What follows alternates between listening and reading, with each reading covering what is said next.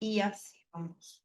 Vamos poco a poco. Si tienen alguna duda o alguna pregunta, si hay alguien que no logró asistir ayer o que es la primera vez que viene a la clase, puede preguntar. Si han visto las grabaciones o si no las han visto, también puede preguntar sin ningún problema.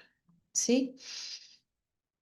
Hoy le vamos a dar inicio a el módulo 2 de este diplomado. Voy a compartirles acá. Listo. Porfa, me avisan si se les mira, si se les ve, si lo pueden apreciar. El módulo 2 básicamente está compuesto por esas técnicas para el cambio cognitivo y conductual, ¿sí? Vamos a ver más a profundidad, con más detalle, las técnicas más utilizadas en la terapia TCC, ¿sí? En la técnica o terapia, hay gente que le dice técnica, pero bueno, realmente es una terapia cognitivo-conductual. Entonces, vamos a quitar esto acá. Recuerden que si tienen alguna preguntita, pueden levantar la manito o pueden escribir en el chat. Entonces, la primera y una de las más conocidas es la reestructuración cognitiva. Yo quise colocarle este pequeño subtítulo de reestructura tu mente del pensamiento tóxico al equilibrio porque básicamente las personas en las que nosotros debemos aplicar la reestructuración cognitiva tienen un pensamiento tóxico, ¿sí? Y debemos ayudar a esas personas a mantener el equilibrio en esos pensamientos. La reestructuración cognitiva tiene pasos, ¿sí? No es que vamos a ir del 1 al 5 y después nos vamos al 4, no, es una por una, ¿sí? Acá las vamos a detallar, por lo menos, qué es la reestructuración cognitiva, ¿sí? La reestructuración cognitiva, como lo dice la palabra, ¿ok? Reestructurar los pensamientos. De hecho, esta es una de las partes como más utilizadas, ¿sí? De las terapias más utilizadas en la TCC, es una de las más factibles, funcionan en muchos tipos de patologías, ¿sí? De síndromes, de diagnósticos, ¿ok? Y básicamente es transformar el pensamiento que duele, ¿sí? Que duele, que molesta, que angustia. Entonces, ¿sí? Antes de modificarlo, tenemos que identificarlo, porque no podemos identificar después de modificar, ¿verdad? Tenemos que identificar antes de modificarlo porque si no, pues no funciona. A veces hacen ese tipo de preguntas y yo les digo, bueno, guíate por tu lógica. ¿Qué te dice tu lógica? ¿Sí? ¿Vas a arreglar algo que sabes que está malo o vas a arreglarlo porque sí? No, tú los vas a arreglar o lo vas a solucionar porque sabes que no está funcionando bien. Entonces, básicamente se trata de moldear o modificar esos pensamientos negativos que te causan preocupaciones. Esos pensamientos negativos no necesariamente tienen que salir en el momento de un factor estresante, pueden salir en cualquier momento del día, ¿sí? O en su defecto, hay personas que se acostumbran tanto a esos pensamientos negativos que así traten, ¿sí? Mentalmente de modificar esos pensamientos o de ignorar esos pensamientos cuando llega el factor estresante, la persona entra en colapso y no funciona de una manera adecuada, ¿sí? Entonces, básicamente, lo que necesitamos o lo que buscamos con la reestructuración cognitiva es ayudar al paciente a moldear y modificar esos pensamientos, no en el momento en el que, en el factor estresante, no, sino antes de eso, ¿sí? O después de eso. ¿Por qué? Porque eso acostumbra a nuestra mente, ¿sí? A modificar el pensamiento de manera de que cuando llegue la situación estresante, nosotros podamos tener las herramientas o ya hayamos aprendido, ya hayamos reestructurado nuestra mente y nuestros pensamientos para que eso pueda funcionar, ¿sí? A veces, sí, les voy a poner un ejemplo, esto funciona mucho o pasa mucho cuando tienes una persona que tiene trastorno de dismórfico corporal. No sé si lo conocen, si no lo conocen, pues me dicen, o si lo conocen, me dicen qué conocen de ese trastorno donde la persona, por ejemplo, puede estar en cualquier parte haciendo ejercicio, comiendo saludable, alguna actividad sana y puede entrarle esta desesperación grandísima y estos pensamientos catastróficos, estos pensamientos angustiantes pero no necesariamente los puede manejar. ¿Por qué? Porque su mente siempre es una catástrofe. Entonces es muy importante entender que tenemos que transformar esos pensamientos y ya después de que logremos transformar esos pensamientos es que cuando nos toque enfrentarnos a eso que nos molesta, pues lo podamos manejar de una mejor manera y no nos dejemos controlar por este tipo de pensamientos, ¿sí? No es positivismo tóxico, como lo digo siempre, no es positivismo ciego, como lo coloqué acá. Es un enfoque realista, es un enfoque de equilibrio, ¿sí? No todo es bueno y no todo es malo, ¿ok? Siempre hay una media. De hecho, siempre hay un dilema en que, ¿por qué existen las personas malas? Porque, bueno, si existe lo bueno, existe lo malo, ¿sí? Y si existe lo malo, existe lo bueno. No todo el mundo es malo y no todo el mundo es bueno. Siempre tiene que haber un equilibrio, ¿sí? ¿Qué técnicas se emplean para esto? Ya te voy a decir, creo que, si mal no recuerdo, está más adelante. Pero bueno, ya, eso está ahorita porque estoy explicando como que la definición y ahorita vamos a darles un ejemplo y yo se los voy a mandar también se los voy a montar en la nube, unos ejemplos sobre estos pensamientos, estos cuadros, porque son cuadros que nosotros armamos. Yo normalmente a la orden, Nancy, a la orden. Igual, gracias por preguntar. No te contesto porque ya lo voy a decir, así que no te preocupes que eso lo vamos a ver hoy. Entonces, yo, ¿qué es lo que a mí me gusta? ¿Sí? A mí me gusta, yo personalmente, Arianna, ¿ok? Yo modifico los cuadros en función a las necesidades de mis pacientes, ¿ok? ¿Por qué? Porque de repente hay personas que necesitan evaluar su conducta, el momento de la conducta, el momento del pensamiento, qué emoción tuvieron, cómo se sintieron, todo. Pero hay personas que nada más necesitan evaluar dos o tres cosas. Entonces, por eso yo lo personalizo y eso lo pueden hacer sin ningún problema. O sea, no tienen que apegarse al 100% a este tipo de técnicas exactamente. ¿Por qué lo digo? Porque cuando tú estás en la práctica, tú te das cuenta, ¿sí? Tú te das cuenta que no todo el mundo funciona de la misma manera. Entonces, para que el paciente pueda funcionarte y puedas realmente conseguir algo positivo del paciente, necesitas adaptarlo. Entonces, ¿cuáles son los beneficios de la reestructuración cognitiva? Es una técnica que permite al paciente, va a permitirte, a ti como terapeuta, obviamente, y al paciente más que todo, es una técnica que beneficia muchísimo al paciente porque es como para ayudarlo, ¿sí? A descubrir esas habilidades de autoexaminación, de ese pensamiento propio. De hecho, más adelante también hablamos sobre la conversación socrática, no sé si la conocen, también es muy interesante. Entonces, rompes esos ciclos de negatividad, aprendes, ¿sí? Aprendes a hacer el manejo de tus emociones, aprendes a controlarte. Y esto, porque yo lo recomiendo mucho, obviamente depende del caso, porque las personas aprenden a manejarse, ¿sí? Y cuando tú aprendes a manejarte, entonces tú no necesitas un psicólogo toda tu vida, sino que tú aprendes, ¿sí? Entonces a lo mejor necesitas un psicólogo de vez en cuando porque quieres hablar, porque quieres desahogarte, porque quieres una opinión objetiva sobre una situación, pero no vas a depender de la terapia, ¿sí? Eso también, no queremos que el paciente dependa de nosotros, necesitamos que el paciente sea independiente. Un paciente que dependa de su terapeuta, ¿sí? Es una relación tóxica. Estás creando una relación tóxica con el paciente y no es culpa del paciente, es culpa tuya. Eso se los tengo que decir porque no, el paciente no ve, ¿sí? No ve esos límites, no le importa esos límites porque está concentrado o concentrada en mejorar, ¿sí? Entonces es muy importante entender que los límites los pones tú, ¿sí? Convierte el caos en claridad paso a paso, ¿sí? El registro de pensamientos es lo que preguntaste ahorita, Nancy, es ese registro de pensamientos. Es un proceso, ¿verdad?, que es estructurado. Por ejemplo, tú puedes acomodarlo, colocas situación, emoción, pensamiento automático, distorsión, por ejemplo, el pensamiento malo, negativo, ¿sí? El cuestionamiento de ese pensamiento automático negativo, la alternativa y la reevaluación. Puedes hacerlo así o puedes hacerlo más corto. Esto hace que las emociones que son un poco confusas sean un poco más analizables porque tienes que poder analizarlo para poder sanarlo y bueno, poder entenderlo también. Si no lo entiendes, ¿cómo lo vas a sanar y cómo lo vas a poder manejar en un futuro? ¿Sí? Entonces, la importancia de la estructura. La secuencia de esta estructura es para ayudar al paciente a identificar esos patrones de pensamiento negativo, ¿sí?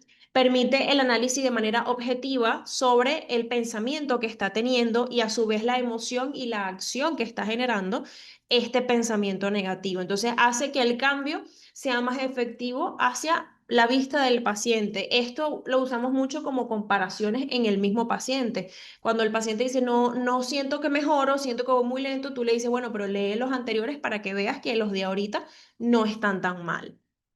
Eso funciona mucho. La práctica activa, ¿sí? Que es la reestructuración, que no es como nada más teoría, ¿sí? Eso sí les digo, si el paciente no hace la tarea, por decirlo de una manera, no va a funcionar, porque el paciente debe hacer la tarea, debe llenar ese cuadro. Si el paciente no llena ese cuadro, no es capaz de llenar ese cuadro, entonces utilizamos otra terapia o incluso utilizamos otro modelo que no sea TCC. ¿Ok?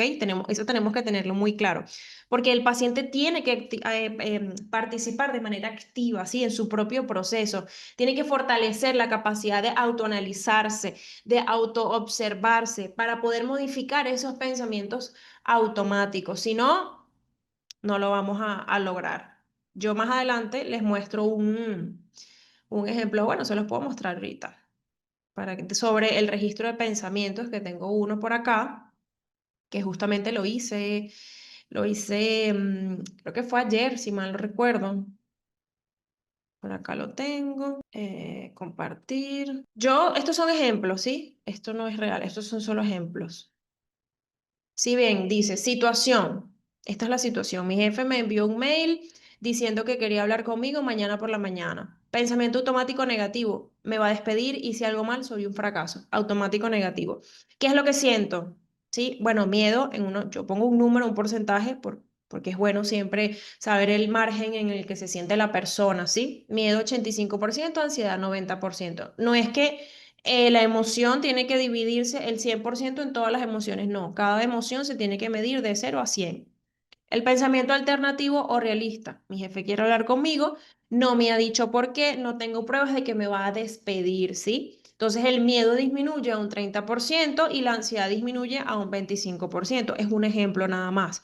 Pero la idea es esta, ¿sí? Ayudar a la persona a que haga un pensamiento alternativo, un pensamiento realista. ¿Por qué? Porque muchas veces, si se dan cuenta, los pensamientos automáticos negativos no tienen un motivo, o sea, no hay un motivo, no hay un porqué, no hay una justificación para que la persona piense que realmente lo van a despedir o que realmente hizo algo malo, ¿sí? Entonces, por eso es muy importante aprender a trabajar a cada uno de los pacientes de manera individual, porque todos somos personas diferentes. Entonces podemos hacerlo así, podemos hacerlo más corto, no hay ningún problema, pero obviamente no le vas a poner nada más dos cosas porque tampoco funciona, ¿no? Tratar de la medida de lo posible de hacerlo lo más detallado a los ítems, no detallado de ejemplos. Yo le pongo ejemplos a los pacientes. Ojo, cuando ustedes, un paciente les diga, oye, no sé cómo empezarlo, no hay problema, ustedes le pueden dar un ejemplo, ¿sí? No hay ningún problema, pero no le den ejemplos, ¿sí? A menos que sea un caso súper estrictamente necesario, no le den ejemplos en base a su situación. Denle ejemplos distintos, ¿sí? En situaciones diferentes, que no tengan nada que ver con su problema. Es mi sugerencia.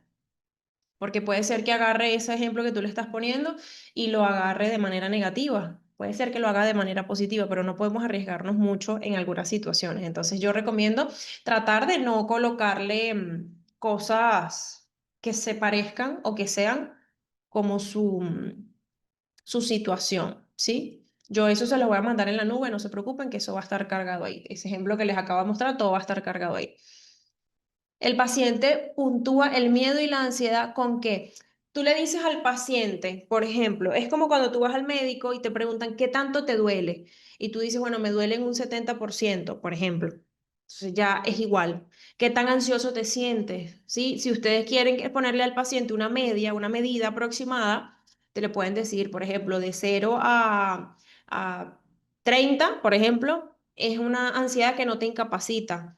De 30 o de 31 a 60 es una ansiedad que te está angustiando y te está faltando la respiración. Y de 60 en adelante, pues ya es más crónico, por decirlo de una manera. Pero sí es muy importante que el paciente te puntúe cómo siente esa emoción, ¿sí? Para tú poder identificar cuando el paciente haga esa transición, ¿sí? Cuando haga cambie ese pensamiento, modifique ese pensamiento por un pensamiento alternativo más positivo o más realista, porque no se trata de ser positivo, se trata de ser realistas, ¿sí? Tenemos que ser realistas, no tenemos que ser positivos. ¿Por qué?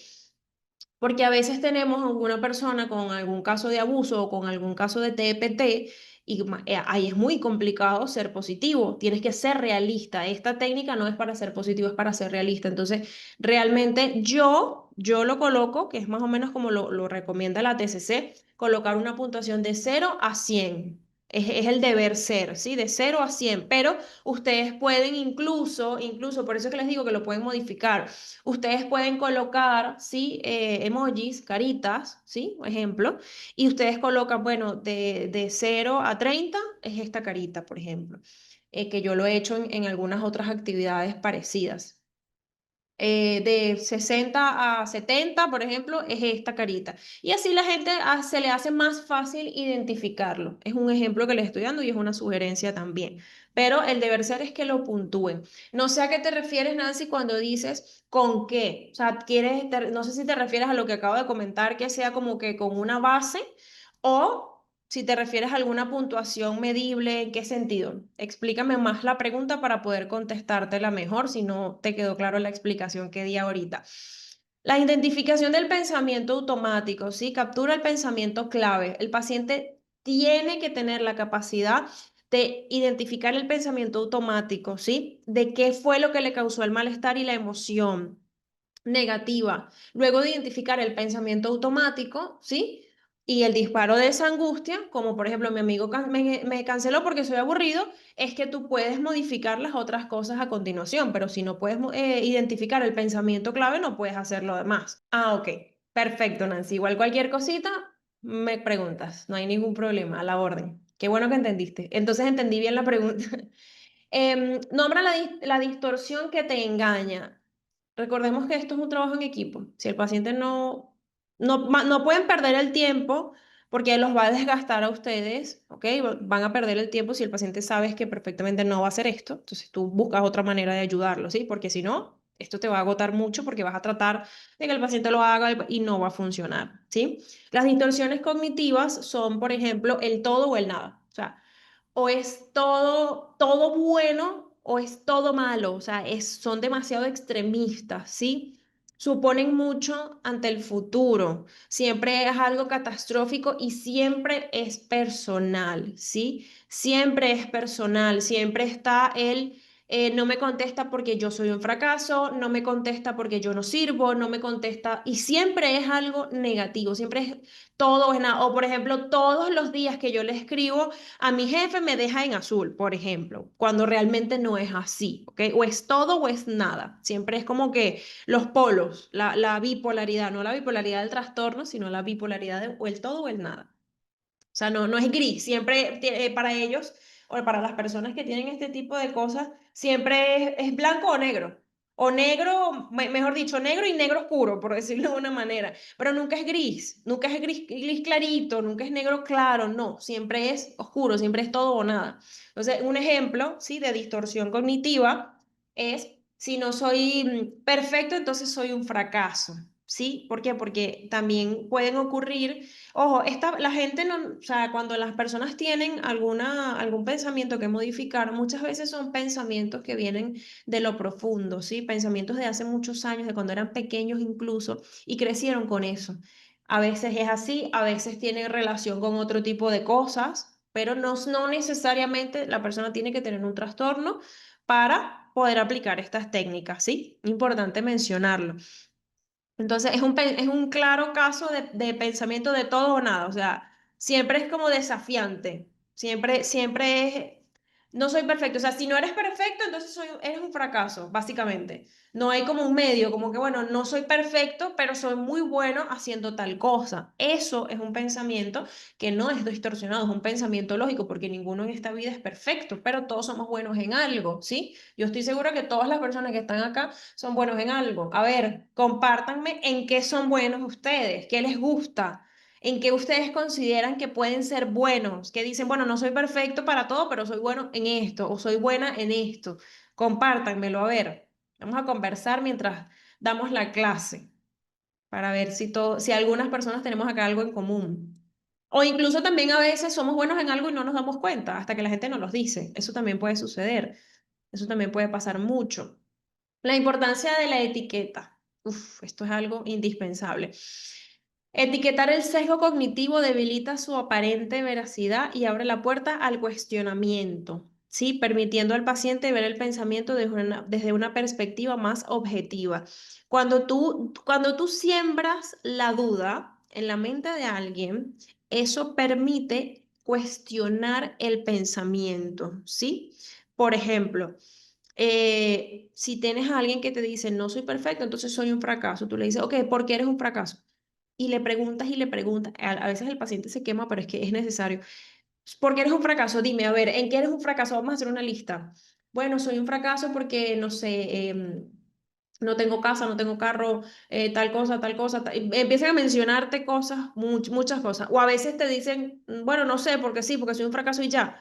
Entonces tú haces que el paciente le genere esa duda de realmente eres un fracaso. Dime tú qué es ser un fracaso. Y cuando tú empiezas a decirle al paciente, o sea, cuestiónate el pensamiento, no le vas a decir, cuestiónate el pensamiento, no, tú le vas a decir, ok, eres un fracaso, ajá, ¿qué es ser un fracaso? ¿Qué para ti, qué significa ser un fracaso? Es como cuando yo les pregunto a veces a ustedes o incluso a mis propios pacientes, que yo les digo, hola, ¿cómo están? Y me dicen, bien, ¿qué es bien? ¿Qué es para ti estar bien? Y la frase es, bueno, igual que la semana pasada, o bueno, me siento igual, y eso es bien. O sea, sentirte igual, en ese caso, en el ejemplo que estoy dando ahorita, mal, no estar bien, me siento bien, te sientes bien, pero estás igual que la semana pasada, o te sientes peor que la semana pasada, entonces te sientes bien. No, estás acostumbrado a decir que te sientes bien y no a validar eso que sientes. Entonces, no siempre los pensamientos negativos son malos. El problema es cuando los tomamos de una manera tóxica, ¿sí? Porque a veces hay personas que no diferencian esa cuestión de me acostumbré, ¿sí? A pensar siempre de manera negativa o a pensar que soy un fracaso o a decir que estoy bien cuando realmente no lo estoy, ¿sí? Y eso también puede ser una distorsión cognitiva, porque tú decir, no, yo estoy bien, todo está bien, no me falta nada, eso puede suceder, no me falta nada, tengo todo, no me falta comida, no me falta ropa, no me falta techo, pero no estás bien, pero no te sientes bien, pero estás triste, pero te cuesta levantarte de la cama, pero no quieres comer, pero no quieres ir a trabajar. Entonces, técnicamente, lo que conlleva la palabra bien, pues no es del todo cierta. Y eso muchas veces las personas lo normalizan. De hecho, eso pasa mucho en adolescentes o en adultos tempranos. Sucede mucho. Es muy, muy común ahí. Entonces, el desarrollo de la conciencia es lo que nosotros vamos a lograr cuando sembramos esa duda, ¿sí? Con la práctica. El paciente tiene que aprender a detectar las distorsiones de manera rápida, porque si no, entonces el proceso se va a hacer mucho más largo y va a llegar un punto en el que el paciente se va a acostumbrar y va a ser más difícil ayudar a que esas distorsiones cognitivas se vayan deshaciendo, ¿sí? Entonces el paciente debe aprender de manera rápida. Cuando yo les digo de manera rápida, no me refiero a un día, ¿sí? Me refiero a un tiempo específico, un tiempo prudente, ¿ok? Entonces, facilita, ¿ok? Cuando lo hace de manera rápida, facilita esa implementación de las técnicas de modificación de los pensamientos, porque si no lo haces rápido, o sea, si no aprendes a identificar tu pensamiento rápido, entonces ¿cómo tú lo vas a poder modificar? Como tú, si no identificas, no modificas, acuérdense de eso. Si no identificas, no modificas, ¿ok? Es como, por ejemplo, si ustedes van a cocinar algo, lo estás viendo, está crudo, vas a cocinar un pollo, está crudo. Bueno, lo estás identificando que está crudo, ¿verdad? Y para poder cocinarlo tienes que meterlo en el sartén o en el microondas o en el horno o donde tú quieras. Así funciona con un poco extraño el ejemplo. Yo doy muchos ejemplos extraños. Si no me creen, pregúntenle a mis pacientes o a todos mis estudiantes. Pero es que es real. Si tú no identificas algo, es como las personas que no identifican el problema. Por ejemplo, los narcisistas. Un narcisista no identifica que está mal, entonces no va nunca a cambiar su mente, porque para él nada está mal, o para ella nada está mal.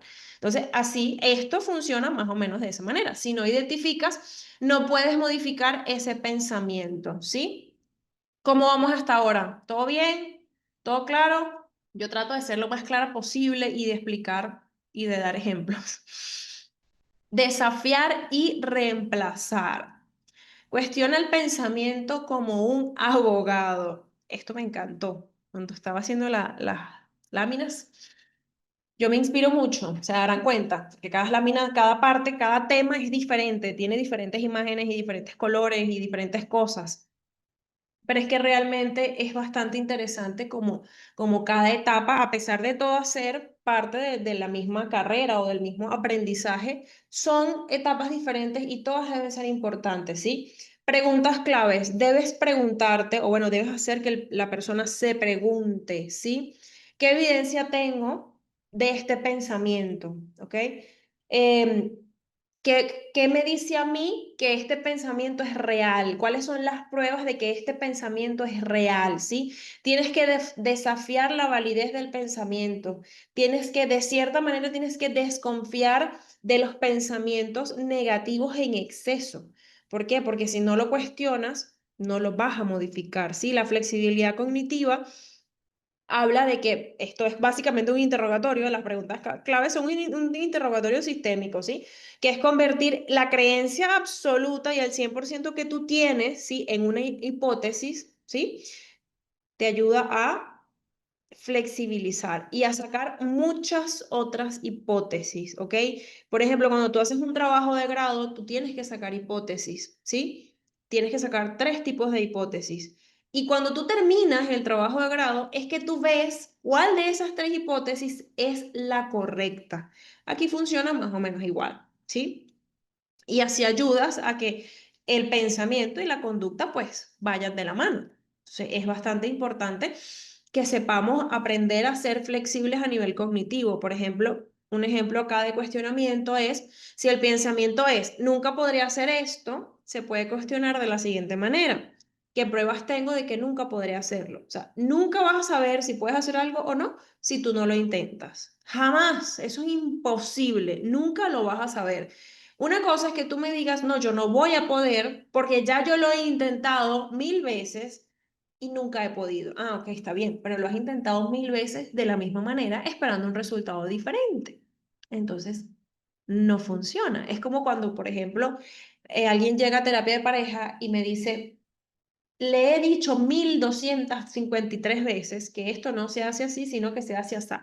Claro, pero lo has hecho de la misma manera. Y a lo mejor la manera en la que se lo estás diciendo, las palabras que estás utilizando, no funcionan para la persona. Hay personas que tú les hablas y no procesan lo que tú les dices. Tú les tienes que mostrar, decirle, bueno, mira, es así, así, asado, ayuda a la persona, hazlo tú, a tal, practica. Es un ejemplo que les estoy dando. Entonces, no podemos esperar un resultado distinto haciendo siempre lo mismo, ¿sí? Y esto aplica en todo, no nada más en la psicología y en los pacientes, sino en toda nuestra vida, ¿sí? Construye el pensamiento equilibrado, desarrolla esas alternativas, ¿ok? Básate en el cuestionamiento que te estás dando, o el cuestionamiento que el paciente está dándose, ¿ok? Para que tú puedas desarrollar una alternativa de manera precisa, ¿sí? Que no sea tan extrema, que no sea tan negativa, como por ejemplo mi amigo me canceló porque estaba cansado, no porque soy aburrido, si se recuerdan, hace unas láminas atrás teníamos el pensamiento negativo que ahorita estamos desarrollando un pensamiento alternativo, ¿sí? No me canceló porque estaba aburrido de mí, porque no me quiere, sino porque estaba cansado, ¿ok? Entonces, eso es muy, muy importante. Tienen que hacer que el paciente haga el pensamiento, desarrolle esa alternativa, ¿sí? Sobre todo cuando son pacientes que tienen algún diagnóstico de algún trastorno alimenticio o algo similar o alguna somatización. Si el paciente presenta alguna somatización, es muy probable que tenga que hacer este tipo de actividades. De hecho, el software que di en el diplomado anterior, que creo que hay algunas personas acá que lo hicieron conmigo, habla sobre la somatización y es una herramienta muy buena para identificar la somatización en un paciente. Bueno, la somatización y muchas cosas más, no nada más la somatización. Entonces, es importante ayudar a entender, ¿sí? Porque ese pensamiento alternativo va a ser impactante a nivel emocional, ¿sí? Esa nueva interpretación va a hacer que tú puedas integrar una evidencia real, ¿ok? Que no sea tan extrema y que las emociones van a ser más moderadas o van a ayudarte a moderar más las emociones, ¿sí? Entonces vas a poder restaurar una visión objetiva del pensamiento anterior, porque no tienes evidencia suficiente para poder entender ese pensamiento. Por ejemplo, cuando tú confrontas a una persona que por lo menos tiene algún trastorno narcisista, ¿sí? Cuando tú confrontas ese tipo de personas, ellos se desestructuran. ¿Por qué? Porque ellos no tienen ese pensamiento alternativo. ¿Por qué? Porque ellos no cuestionan lo que ellos piensan, ¿sí? Ellos no cuestionan, para ellos son perfectos en el ser, o sea, como yo digo, creen que son la última Coca-Cola del desierto, ¿sí? Entonces, cuando una persona sana mentalmente logra cuestionar, eso también es otra cosa que tiene que estar pendiente. Si ves que tu paciente no está logrando desarrollar ese pensamiento, yo hablo de pacientes, pero realmente les digo, esto ustedes lo pueden aplicar con sus niños si son maestros o con cualquier área, ¿sí? Obviamente quizás no van a aplicar el estudio completo porque necesitamos unas bases psicológicas para eso, pero esto es algo que ustedes pueden aplicar incluso hasta con sus hijos, ¿sí? ¿Por qué? Porque tú necesitas ver que ese niño tiene ese pensamiento alternativo, que tiene ese pensamiento crítico, y no importa la edad, eso también, porque a veces las personas tildan a los niños, no, es que él es muy chiquito, él no, sí sabe, lo que pasa es que, bueno, tú no crees que no sabe y por eso ya de una vez le etiquetas. Reevaluar y practicar. Comprueba esa emoción, ¿sí? Tienes que reevaluar la emoción, tienes que, cuando tú reemplazas ese pensamiento, ¿sí? Y el paciente vuelve a evaluar esa emoción de ese pensamiento negativo ya modificado, se desea o se espera que la tristeza, la ira, la ansiedad, el miedo, la depresión, etcétera, sean bastante menor, ¿sí? Disminuyen de una manera notable, que validando el proceso, validando la motivación, validando esa práctica, ¿sí? Por eso es que yo siempre le digo, cuando apliquen algo, tienen que repetirlo para que el paciente observe, ¿sí? Que hay una mejoría. Es mucho más fácil que el paciente mejore así a que lo haga de una manera más imaginativa, por decirlo de una manera. Por eso es que debemos mostrarle, ¿sí? Debemos tener evidencia, o sea, no vamos a hacer lo que hace el paciente o lo que hace la persona de, bueno, si yo, mi pensamiento, mi distorsión cognitiva negativa no tiene motivos, pero la tengo. No, tú tienes motivos para decirle a esa persona que está mejorando y tienes evidencias, ¿sí? Entonces es muy importante practicarlo de manera diaria, ¿sí? El registro de pensamientos automáticos y la detección de esos pensamientos tóxicos, el cuestionamiento, fortalece cuando lo practicas de manera diaria, ayuda a tener esa capacidad de mejorar esas emociones difíciles. Cuando alguien te diga, quiero, ¿qué puedo hacer? Y quiere una respuesta rápida y el paciente no entiende que es un proceso, entonces va a ser más lento. Porque el paciente tiene que entender que es un proceso, ¿sí? Tiene que entender que no va a ser de la noche a la mañana, que depende de la persona si va a ser rápido o si va a ser lento, ¿sí? La independencia terapéutica. Poco a poco, con el tiempo, que es lo que les dije anteriormente, el paciente aprende, ¿sí? A anticipar esas distorsiones, genera esas alternativas en tiempo real, ¿ok? Y reduce la dependencia de la guía del terapeuta, ¿sí? Aumenta su autonomía, por lo tanto, en futuros incidentes no va a necesitarte y ese es el deber ser. Yo siempre lo digo, siempre lo repito. Nosotros estamos para ayudar a las personas a aprender a funcionar, ¿sí? Sin importar cuál es el motivo de consulta del paciente, nuestro trabajo es hacer que ese paciente funcione por sí solo, ¿sí? Nosotros no podemos tener un paciente durante 10 años, ¿ok? Si no lo necesita, porque entonces creas dependencia, ¿sí? Si tú no estás un día o tú dejas de ser psicólogo o lo que sea, vas a hacer algo muy malo con esa vida, ¿sí? Prevenir las recaídas, ¿sí? Ayudar, la práctica constante o la práctica diaria de la reestructuración cognitiva, ¿sí? De esta técnica en general, o en específico, mejor dicho, ayuda a que no hayan recaídas, ¿sí? O vamos a decir que limita la posibilidad de que hayan recaídas, ¿ok? ¿ok? Fortalece esa resiliencia emocional, permite al paciente mantener un estado psicológico más estable, más equilibrado. ¿Por qué? Porque es una conducta aprendida, ¿sí? Aprendió a modificar el pensamiento.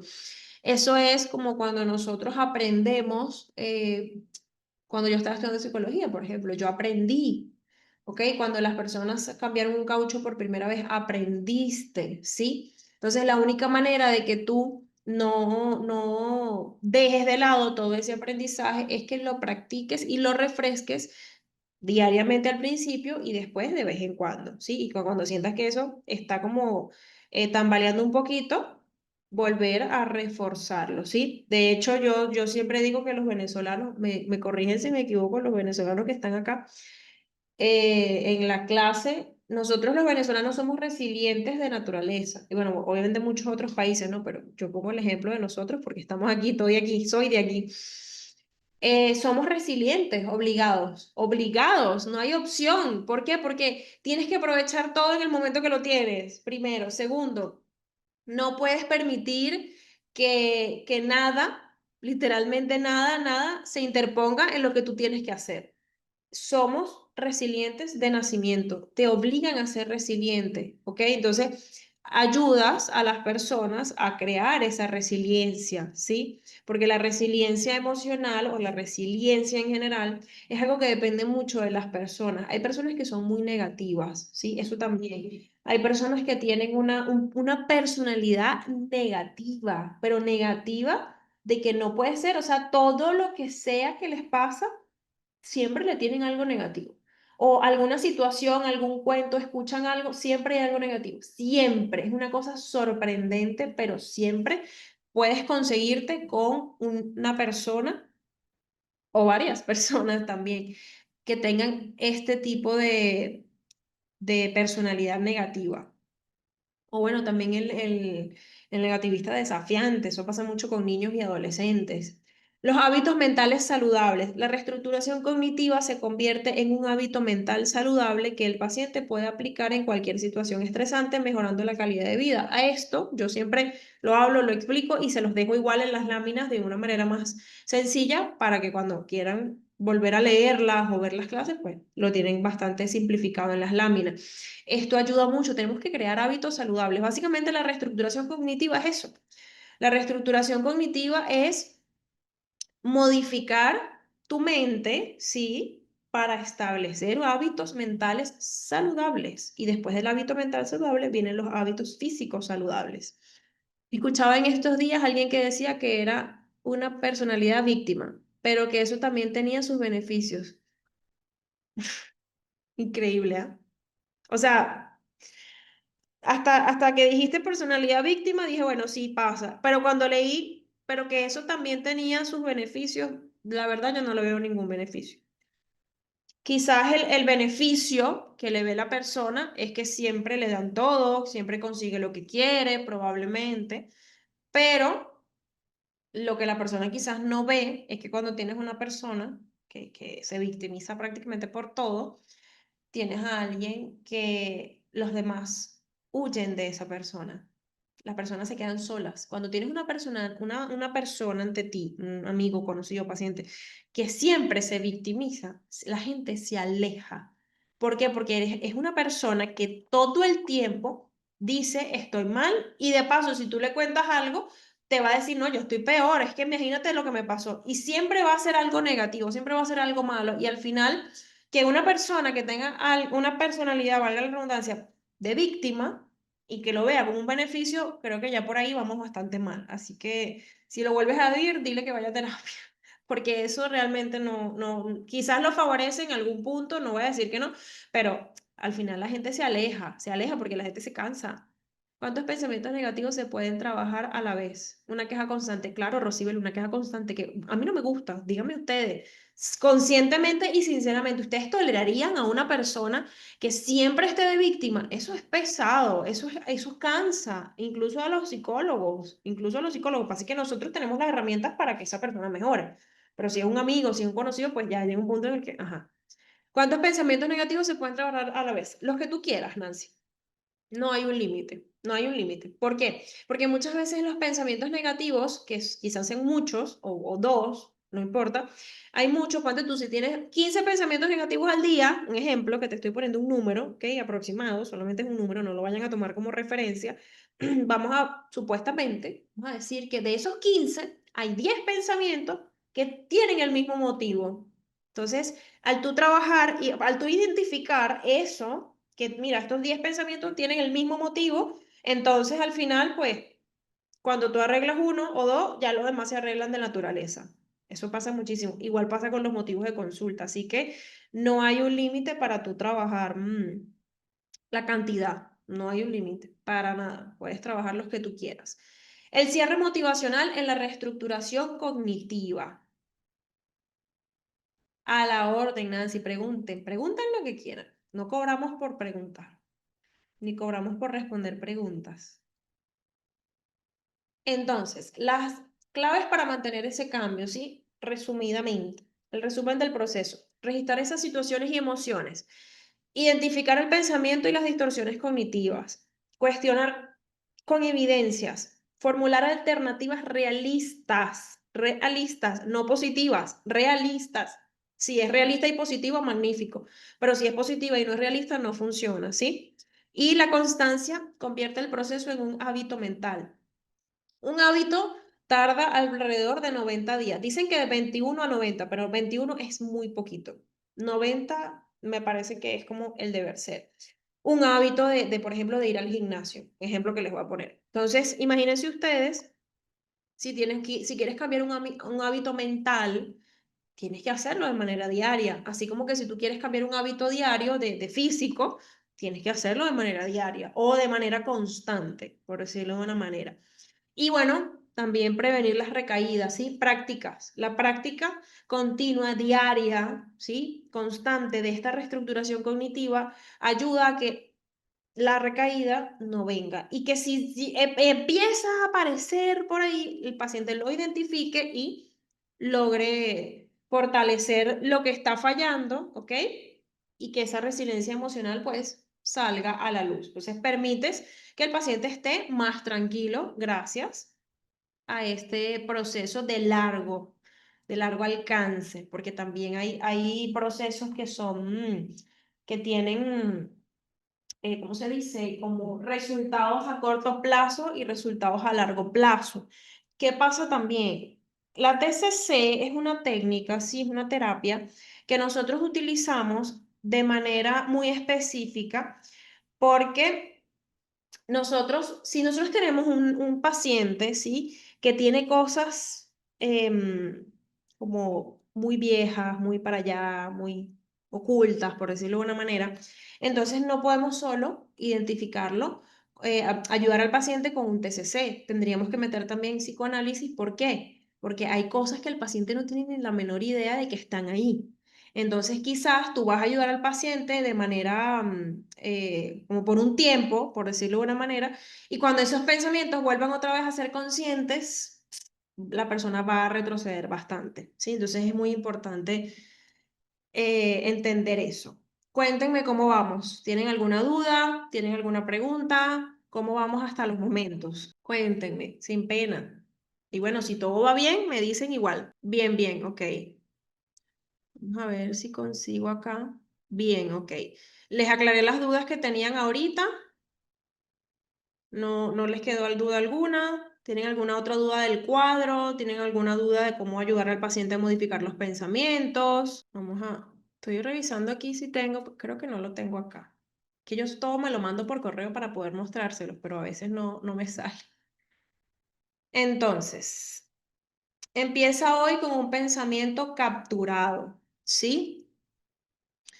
Acción inmediata. Invita a elegir una emoción negativa reciente. Anota ese pensamiento automático y aplica los 5 pasos inmediatamente. La práctica inmediata convierte la teoría en experiencia personal.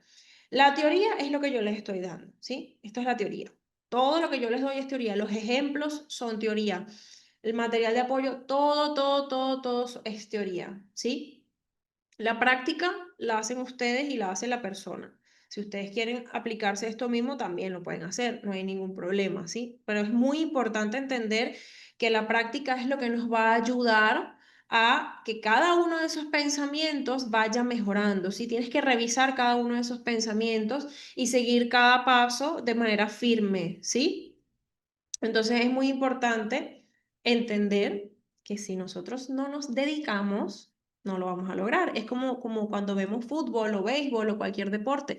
Son personas que han practicado durante toda su vida y lo hicieron durante mucho tiempo, durante muchos días seguidos. No lo van a aprender de la noche a la mañana. Si bien se nace con muchas cosas positivas, por lo menos a la hora del deporte, sí, hay mucha gente que prácticamente nació para hacer deporte, claro, pero hay muchas cosas que aprendes con la práctica, ¿sí? Entonces, ¿por qué la mente va a ser diferente? La mente no es diferente, la mente funciona igual. Lo que pasa es que no sabemos o no la normalizamos como se supone que deberíamos normalizarla, ¿sí?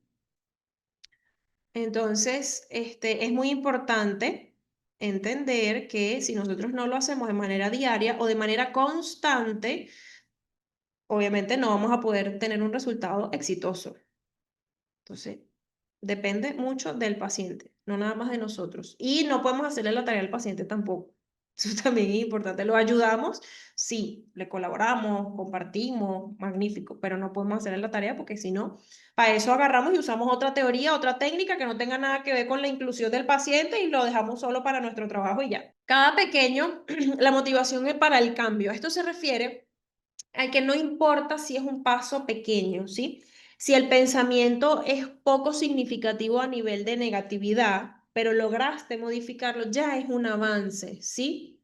¿Por qué? Porque a veces las personas quieren o piensan ay, no, pero es que de 5 pensamientos que he anotado, solamente uno es el que logré modificar. Claro, pero es mejor uno que nada, ¿sí? No es cuestión de cantidad, ¿sí? No es cuestión de que, bueno, tengo 20 pensamientos y tengo que mejorarlos por lo menos 19. No, es paso a paso, ¿sí? ¿Por qué? Porque a lo mejor ese único pensamiento que tú lograste modificar es el paso para modificar todos los que te quedan. ¿Sí? Y todos los que te van a venir. Entonces, siempre es muy importante hacerle entender al paciente que es un paso a la vez, que no es una competencia, ¿sí? Que no hay nadie persiguiéndolo tampoco, y que no hay nadie comparando resultados con los suyos. Muchas veces la gente se atrasa por eso, porque se empiezan a comparar con otras personas. ¿Qué hacer con los pacientes que piensan que tenemos una varita mágica? Me gusta tu pregunta, Rosy. Me gusta tu pregunta, porque eso pasa. Mira, si yo te tengo que poner un número, te podría decir que de cada 10 pacientes, 6, 7, puede ser 5 también, depende, creen que tenemos una varita mágica. Y ahí es donde nosotros venimos a concientizar al paciente. Si nosotros no concientizamos al paciente, ¿qué es lo primero que yo hago en la primera sesión? Obviamente nombre, ¿cómo estás? Cuéntame, te trajeron, viniste tú, en el sentido de que te obligaron a venir o viniste porque quisiste. ¿Alguna vez has ido al psicólogo? Cuéntame cómo fue tu experiencia, si ha ido. Si no ha ido, tú le preguntas, ¿sabes cómo funciona el psicólogo? Cuéntame qué sabes de la psicología. No, bueno, tal y tal cosa, y tú le explicas, mira, esto es un proceso, vamos a hacer un equipo, vamos a identificar las cosas que tú quieres mejorar, si hay alguna otra cosa u observación que yo te puedo hacer sobre algo que considero que podrías mejorar, yo te la hago, o sea, es como lo primero que tú debes hacer con ese paciente es concientizar, ¿sí?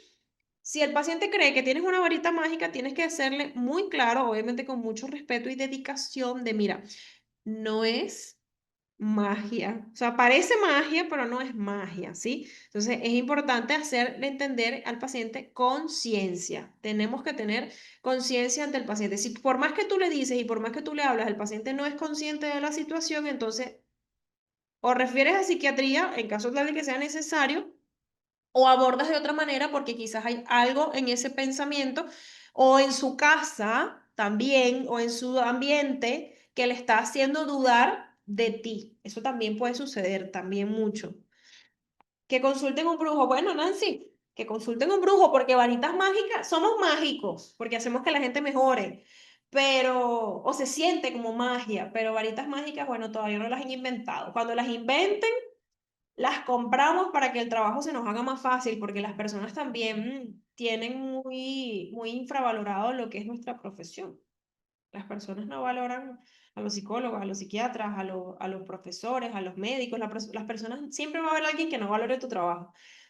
Y es cuando tú tienes que valorar tu trabajo, porque si no lo valoras tú, nadie lo va a hacer por ti. ¿Sí? Registra tu mente y transforma tu vida. Estos son, vamos a ponerlo, estos son como ejemplos, ¿sí? Yo se los coloqué de manera, ¿sí? Acá. Esto es básicamente como nosotros vamos a hacer, ¿sí? Porque está la reestructuración cognitiva, que es lo que les mostré de emoción, o sea, es como más largo. Y el registro de pensamientos funciona de la mano con la reestructuración cognitiva. Porque si tú no registras tus pensamientos, tú no puedes reestructurarlos, ¿sí? No puedes reestructurarlos. Entonces, lo ideal es que tú aprendas primero antes de, o es lo que yo hago a veces con algunos pacientes que lo ameritan, les enseño a registrar los pensamientos y después los guío en la reestructuración cognitiva, ¿sí? Porque se podría decir que el registro de pensamientos es primero, ¿sí? Que podría decirse día o fecha, lugar, qué pensamiento tuviste y qué tipo y categoría tienen ese pensamiento. Primero, y después es que venimos con la reestructuración cognitiva. Ahora, si tú quieres iniciar de una vez con la reestructuración cognitiva, lo puedes hacer, no hay ningún problema, pero si puedes empezar primero con el registro de pensamiento, sería maravilloso. Sería muy bueno. ¿Por qué? Porque esto te va a ayudar a que el paciente identifique el pensamiento irracional, identifique el pensamiento negativo que está teniendo. Y una vez el paciente logra identificar que tiene pensamientos irracionales y pensamientos negativos, es lo que a ti te va a ayudar a poder llenar el cuadro de la reestructuración cognitiva, ¿sí? Entonces es importante ayudar al paciente a cómo puede modificar o registrar. Hay personas que te dicen, ¿cómo registro el pensamiento? No lo entiendo, ¿qué tengo que poner? La gente no entiende cómo hacerlo. Entonces, tú le explicas, ¿sí? Básico. Situación. Describe el evento que desencadena el malestar de manera objetiva, evitando interpretaciones subjetivas. Por ejemplo, ¿qué sucedió? ¿Qué pasó? Mi amigo no respondió mi mensaje, ¿ok? Y anotas el pensamiento que te surge de manera automática. Una cosa es lo que pasó, ¿sí? Mi amigo no respondió mi mensaje, es la situación. Y el pensamiento automático más la emoción, o nada más el pensamiento automático, depende, le caigo mal, no quiere ser mi amigo y me da ansiedad. No es lo mismo, son cosas diferentes. Una es la situación objetiva real y la otra es cómo tú lo interpretas, ¿sí? Recuerden que siempre se dice que no es lo que te pasa, sino cómo tú lo interpretas. Bueno, más o menos así funciona, ¿sí? ¿Cómo nosotros podemos ayudar a que el paciente identifique esas distorsiones? ¿Sí? Como les dije antes, pensamientos de todo o nada. Si no saco 10 en este examen, soy un fracaso. Catastrófico.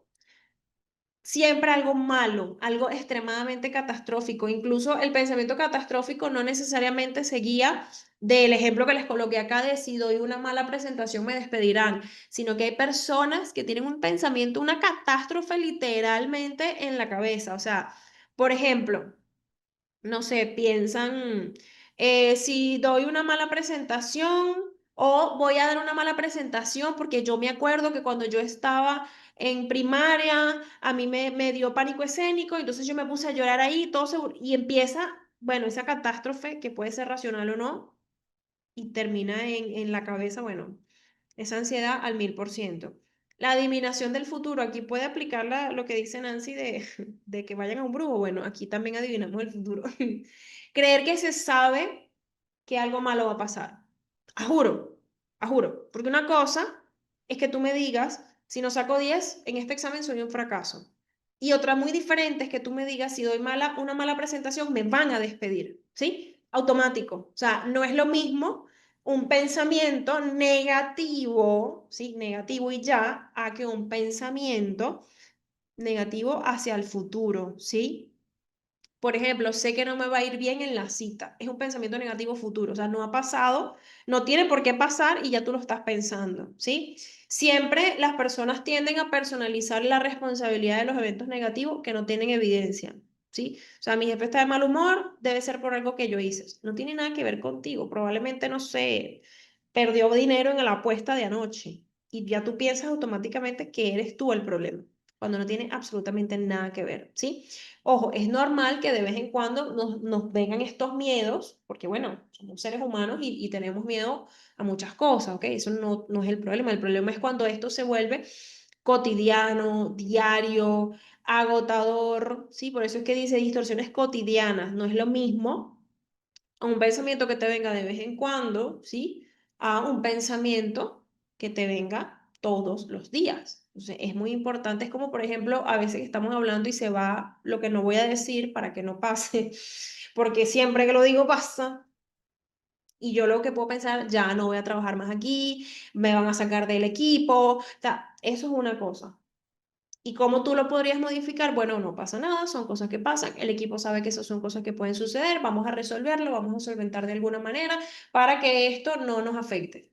Son cosas totalmente diferentes. Tienes un pensamiento negativo y a su vez lo modificas. De hecho, en uno de los diplomados de psicología clínica, si mal no recuerdo, o de somatización, no recuerdo cuál de los dos fue, em, pasa mucho que la persona tiene como que esa, me pasó que fue, no recuerdo qué fue lo que se fue ese día, pasó 2 o 3 veces en el mismo día, en la misma clase, mejor dicho.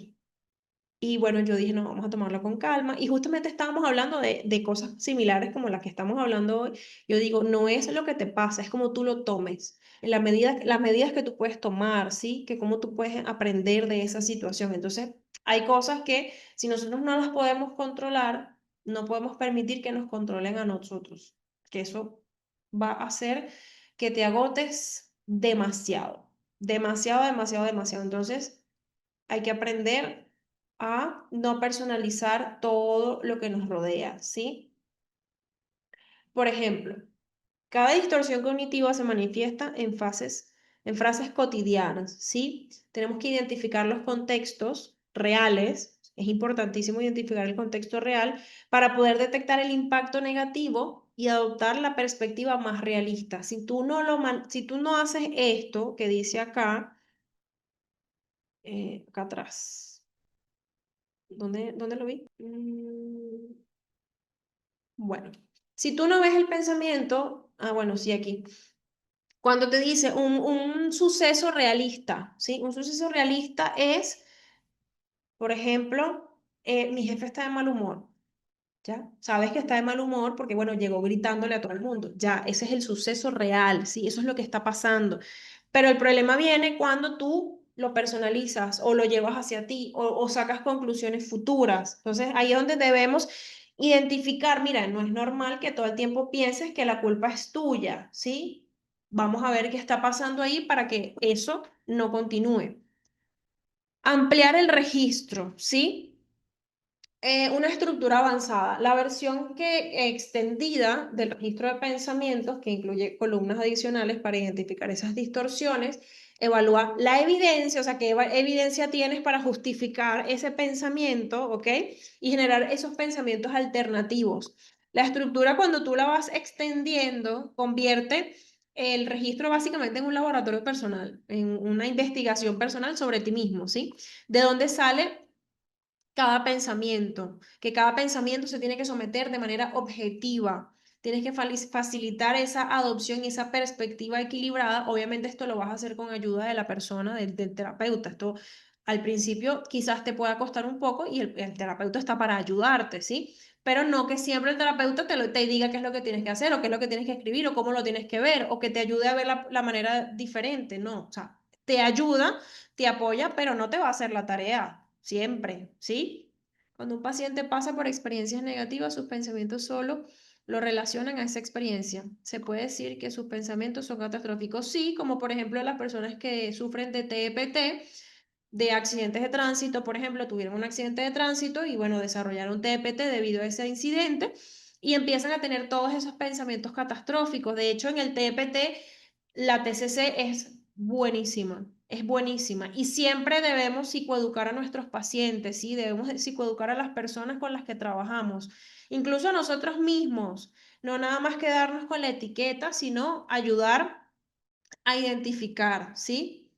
Entonces, hay que aprender a hacerlo para ayudar a esos pensamientos catastróficos. Y si lo tenemos que hacer por parte, lo hacemos por parte. No tenemos por qué estar corriendo, ¿sí? No tenemos de una vez que usar la reestructuración cognitiva. No se guíen por lo que dicen de que la TCC dura de 12 a 20 terapias. No. El proceso terapéutico dura lo que el paciente necesita y lo que el paciente se vaya a esforzar. ¿Ok? Si el paciente no se esfuerza, tú no lo vas a lograr ni en 40. Entonces, es muy importante entender que no podemos guiarnos de ese tipo de cosas. O sea, no, ay, ya llevamos 5, ay, ya llevamos 5, ¿y qué más le aplico para poder finalizar? No, no se martiricen, no se martiricen porque, como les digo, la teoría es una cosa y cuando tú vas a la práctica te consigues con algo total y completamente diferente. De hecho, normalmente te dicen, bueno, lo más común es ansiedad, depresión y tal cosa. Ah, pero cuando de repente llegas y el primer día, no sé, de prácticas profesionales, de pasantías, de repente te toca una persona que fue abusada, o de repente te toca un TLP o un trastorno múltiple de la personalidad. O sea, realmente nunca sabes con qué te vas a encontrar y lo mejor es estar preparado para cualquier cosa y entender que este tipo de cosas las podemos modificar cuando necesitamos que el paciente funcione de otra manera. Para eso está la transversalidad, siempre se los digo. Es muy importante la transversalidad entre esta terapia y cualquier otro proceso de terapia. ¿Cómo podemos cuestionar el pensamiento? Tenemos que buscar esa evidencia, ¿sí? Revisamos los hechos objetivos. Por ejemplo, en este caso, mi amigo no ha respondido porque está ocupado. Generas el pensamiento alternativa, ¿sí? Generar esa alternativa, ese pensamiento alternativo realista. Es posible que esté ocupado, no necesariamente me está evadiendo, o sea, estás pensando de manera alternativa, ¿sí? O es una cosa o es otra. No estás siendo negativista, sino que estás ayudando al pensamiento, ¿sí? A buscar la manera flexible, la nueva emoción y la conducta.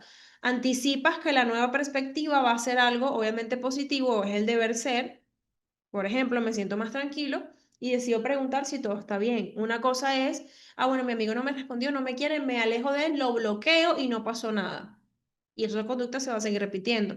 Ahora, cuando tú ves que buscas evidencia, generas el pensamiento alternativo, dices, no, bueno, a lo mejor le pasó algo, entonces mejor le voy a preguntar cómo está. No es lo mismo, son cosas total y completamente diferentes, ¿sí? El caso práctico paso a paso. Yo siempre pongo muchos ejemplos. A veces me dicen tantos ejemplos, sí, tantos ejemplos, porque a veces los ejemplos es lo que más te queda en la mente. Por eso es que yo pongo muchos ejemplos y muchas fotos y muchos videos y muchas cosas. La situación. Mi amigo no respondió a mi mensaje, el pensamiento automático, le caigo mal, no quiere ser mi amigo. La emoción y la conducta, ansiedad y evito volver a escribir, que es lo que les acabo de comentar. Se los dejo acá escrito, porque, ok, claro, yo lo digo en la clase, pero si de repente un día quieren ver el material y no quieren ver la clase como tal, sino ver el material, pues abren el material y ya tienen todo acá. Por eso es que yo armo el material de esa manera, ¿sí?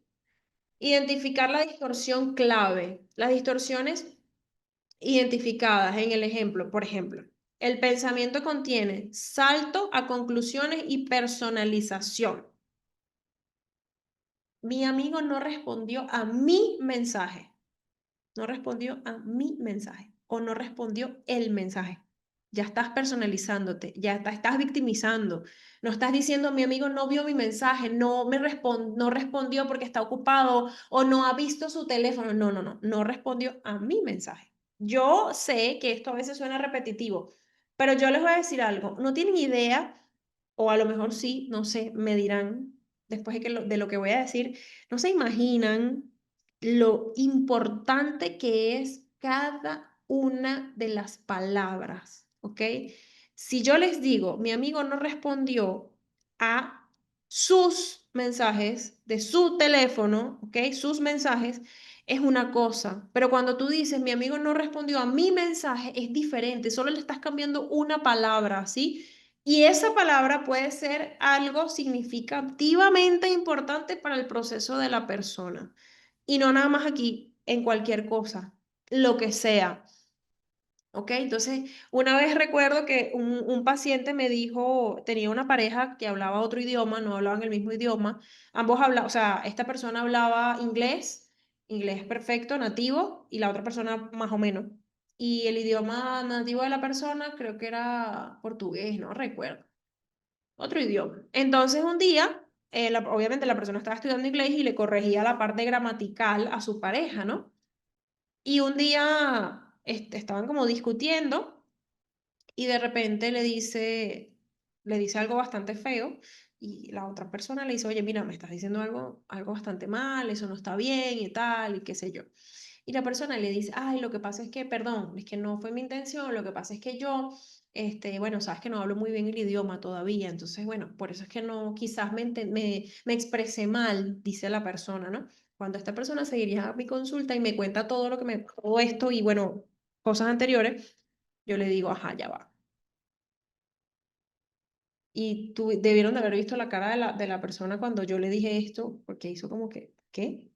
Dijo, wow, no lo vi antes. Yo le digo, esta persona te corrige la gramática, te corrige la manera de hablar, porque tu inglés es nativo y el inglés de esta persona es aprendido. Entonces, obviamente, hay cosas nativas que a lo mejor están mal dichas, pero son nativas y se entiende, por decirlo de una manera.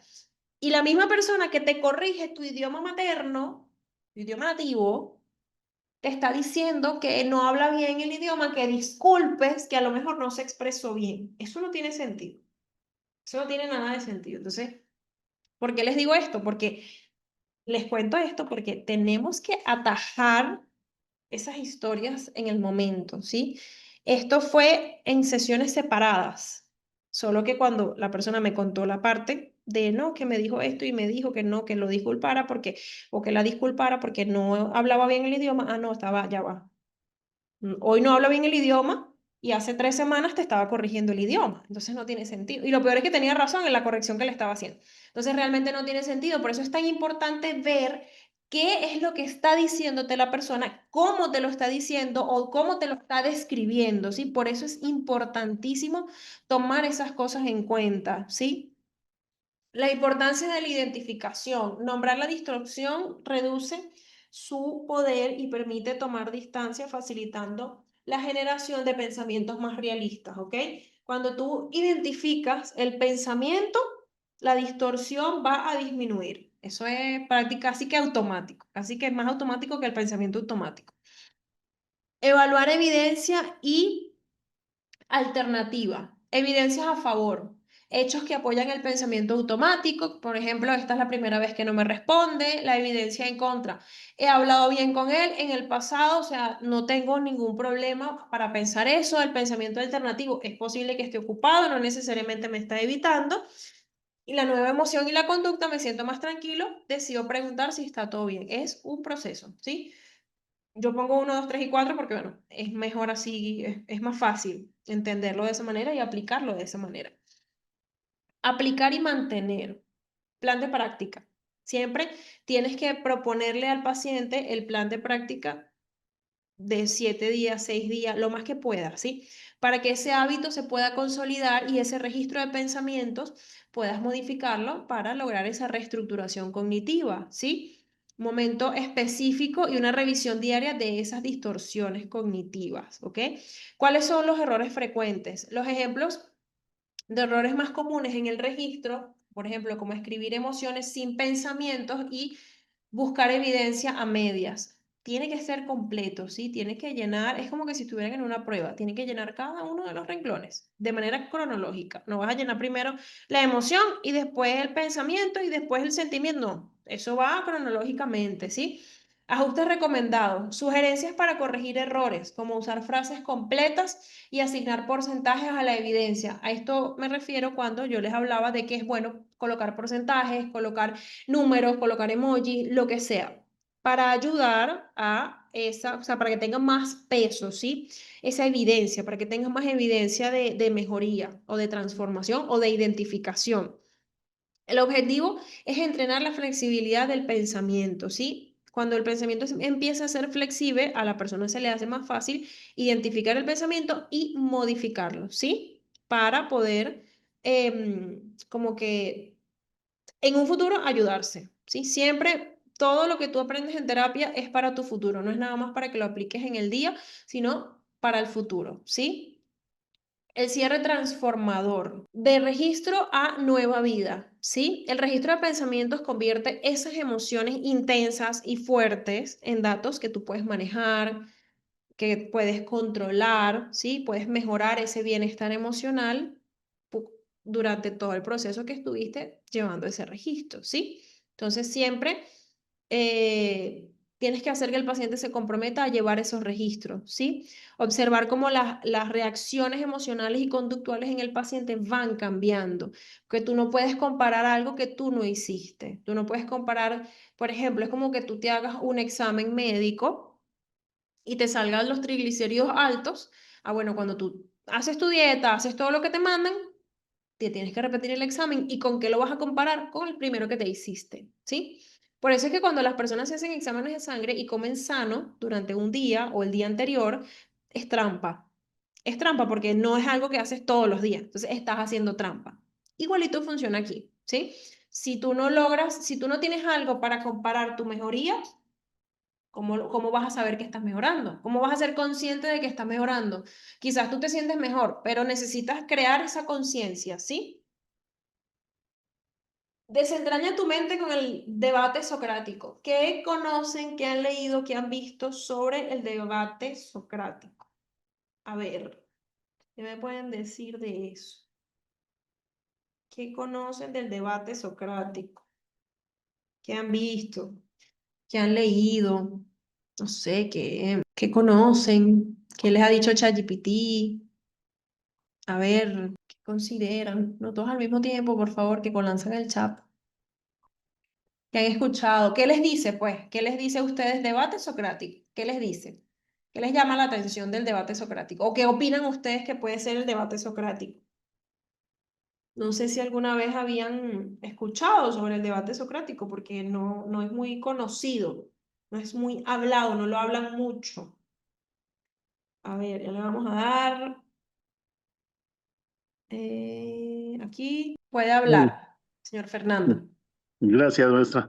Pues mira, básicamente es una reflexión, es un diálogo entre dos personas, pero debe ser un diálogo primero guiado y con puntos muy concretos y, ¿cómo te voy a decir?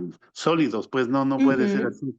Y no, y entonces, con argumentos es la palabra, con argumentos muy concisos que en teoría deben llevar a la solución de una situación, o sea, donde ambas partes van dialogando, aportando criterios, aportando información, aportando, Ujú. y entonces se va construyendo una verdad.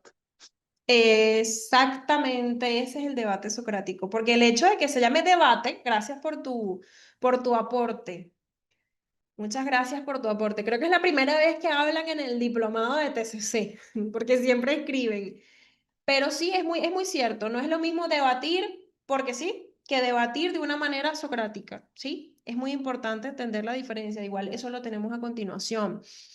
Es un método dialéctico que lleva al educar, que lleva a educar al paciente a descubrirse en sí mismo, me imagino, ¿qué quiere decir eso? La verdad o la situación crítica que padece. Exactamente. El debate socrático, ¿sí? Es, vamos a quitar esto de aquí. es una técnica que hace que nuestra mente se reestructure, ¿sí? Utiliza las preguntas guiadas para poder ayudar a descubrir cuál es la distorsión propia del pensamiento sin confrontarlo. No es lo mismo que el registro de pensamientos, ¿sí? No es lo mismo, es diferente. Esto no es escrito, esto es verbal, ¿sí? El objetivo es que tú mismo, como paciente, como individuo, encuentres las inconsistencias del pensamiento, empoderándote como el protagonista de tu propio cambio, ¿sí? El objetivo, la autonomía. No es cuestión de tener razón, ¿sí? No tienes que tener razón, solamente tienes que encontrar la respuesta a tu pensamiento que está siendo un pensamiento catastrófico, distorsionado, negativo, ¿sí? Entonces, tú tienes el control del proceso. Es tu responsabilidad, ¿sí? Asumir ese cambio. Y la efectividad, los cambios más profundos y duraderos, lo vas a tener si tienes las dos anteriores, ¿sí? Entonces, ¿qué sucede? Exploración de la evidencia.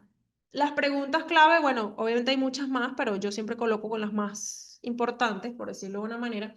¿Qué evidencia tienes de que este pensamiento es cierto? Sí, es un debate, ¿ok? ¿Hay alguna evidencia que sugiera algo contrario? El objetivo, tienes que desafiar la creencia absoluta. Tienes que promover el equilibrio, ¿sí? Del pensamiento basado en hechos reales. Por ejemplo, cuando alguien te dice, em, ¿por qué tú crees que la gente te odia? Porque sí. Eso no es una evidencia. Eso es una creencia absoluta, porque sí, porque lo sé, porque me miran mal, porque me hablan mal, porque... Y a lo mejor estás teniendo una distorsión cognitiva visual y quizás no es así como tú lo estás percibiendo. Entonces, eso también puede suceder mucho. El pensamiento inicial, por ejemplo, soy un fracaso, una creencia absoluta y desmotivadora que ignora cualquier logro. Ya lo estás declarando, lo estás diciendo, yo soy esto, ¿sí? La pregunta socrática que te puedes hacer es, ¿puedes pensar en alguna ocasión en la que lograste algo, por pequeño que sea? Es como lo que les explicaba antes. Cuestionar el pensamiento de manera saludable, ¿sí? De manera socrática, como lo dice este tipo de terapia. La perspectiva de alternativas. Tienes que buscar la perspectiva de esas alternativas, ¿sí? ¿Cómo podrías haber tenido otra razón, por ejemplo, por la que sucedió esto? ¿Sí? ¿Qué le dirías al amigo si alguien te llega y te da la misma situación que tú estás viviendo? ¿Qué le dirías a esa persona? ¿Cómo tú podrías abordar a esa persona? ¿Cómo verías la situación si fueras una persona objetiva e imparcial? ¿Sí? Consideras todos los factores, estás considerando todas las posibilidades, ¿sí? El objetivo es fomentar la flexibilidad cognitiva a nivel de el pensamiento socrático, o bueno, la conversación socrática, el debate socrático, porque esto es más directo, ¿sí? Estos son preguntas directas que tú le tienes que hacer al paciente y el paciente te las tiene que contestar de alguna manera, ¿sí? Así evitas esas conclusiones automáticas y reduces la posibilidad de que la persona lo personalice consigo mismo. El ejemplo. El jefe no me saluda o no saluda en general. Interpretación inicial, que es la personalización. El jefe no me saludó, debe estar enojado conmigo. Y a lo mejor el jefe pasó de largo y no vio a nadie y no saludó a nadie. Pero ya te lo colocas para ti, ¿sí? Es una interpretación automática que afecta la autoestima, porque obviamente ya estás diciendo, estás enojado conmigo y genera ansiedad porque ¿qué habré hecho que el jefe no me saludó? Alternativas generadas. Y si está muy estresado por una reunión importante, quizás está distraído por algún problema personal, tal vez simplemente no me vio, quizás está molesto por alguna situación específica y para no tratarnos mal prefirió ignorarnos, por ejemplo. ¿Sí? Estas alternativas tienen que desvincularte a ti, o sea, desvinculan el evento de tu valor personal, es decir, te desvinculan a ti. Buscar alternativas que no tengan nada que ver contigo. Si a ti una persona no te dice, no te voy a saludar, no te quiero saludar porque hoy me caes mal, ahí yo te voy a decir, está bien, personalízatelo porque te lo está diciendo, pero si no te lo está diciendo, porque tú tienes que tomarlo. Ojo, esto también puedes observarlo y puede ser que suceda más de lo que se cree, que quizás la persona te vaya a decir, vaya a tener ese pensamiento Y cuando empiezas a indagar un poco en su vida, resulta que tenía un papá o una mamá que cuando hacías algo malo te ignoraba. Y por eso es que te desarrollaste estos pensamientos. Entonces ahí es donde tú tienes que indagar y ver cuál fue el motivo de ese pensamiento, ¿sí? La utilidad y las consecuencias. Las preguntas claves. ¿Cómo te hace sentir creer en este pensamiento? ¿Te ayuda a conseguir lo que quieres? ¿Es algo bueno? ¿Te motiva? ¿Te paraliza? Yo tengo una frase que uso mucho y es que el miedo paraliza, ¿sí? Cuando tú tienes miedo, te paraliza. Hay personas, de hecho, que no actúan, o sea, no reaccionan en situaciones de riesgo. ¿Por qué? Porque el miedo los paraliza al 100%, ¿sí? Entonces es importante tomarlo en cuenta, de que el objetivo es evaluar si ese pensamiento es funcional o es el contrario, es algo que nos perjudica, ¿sí? Es algo que favorece la disposición al cambio si no te está sirviendo. Es decir, si ves que ese pensamiento no te está funcionando, no está generando nada bueno en ti, entonces ya es un motivo más para modificarlo, ¿sí? No es lo mismo cuando nosotros hablamos de la exigencia de perfección, no es lo mismo sentir que tienes que ser perfecto, como dice acá, 10 de 10 de 10, que decir, bueno, yo lo puedo hacer mejor, ¿sí? No está perfecto, pero lo puedo hacer mejor. ¿Por qué? Porque el ser perfecto siempre te va a generar ansiedad. Vas a tener miedo a fracasar, vas a tener un terror a que las cosas no salgan como se supone que tienen que salir, te puedes paralizar, puedes realmente fracasar, puedes tener baja autoestima, ¿sí? En cambio, cuando tú tienes un pensamiento un poco más positivo, ¿ok?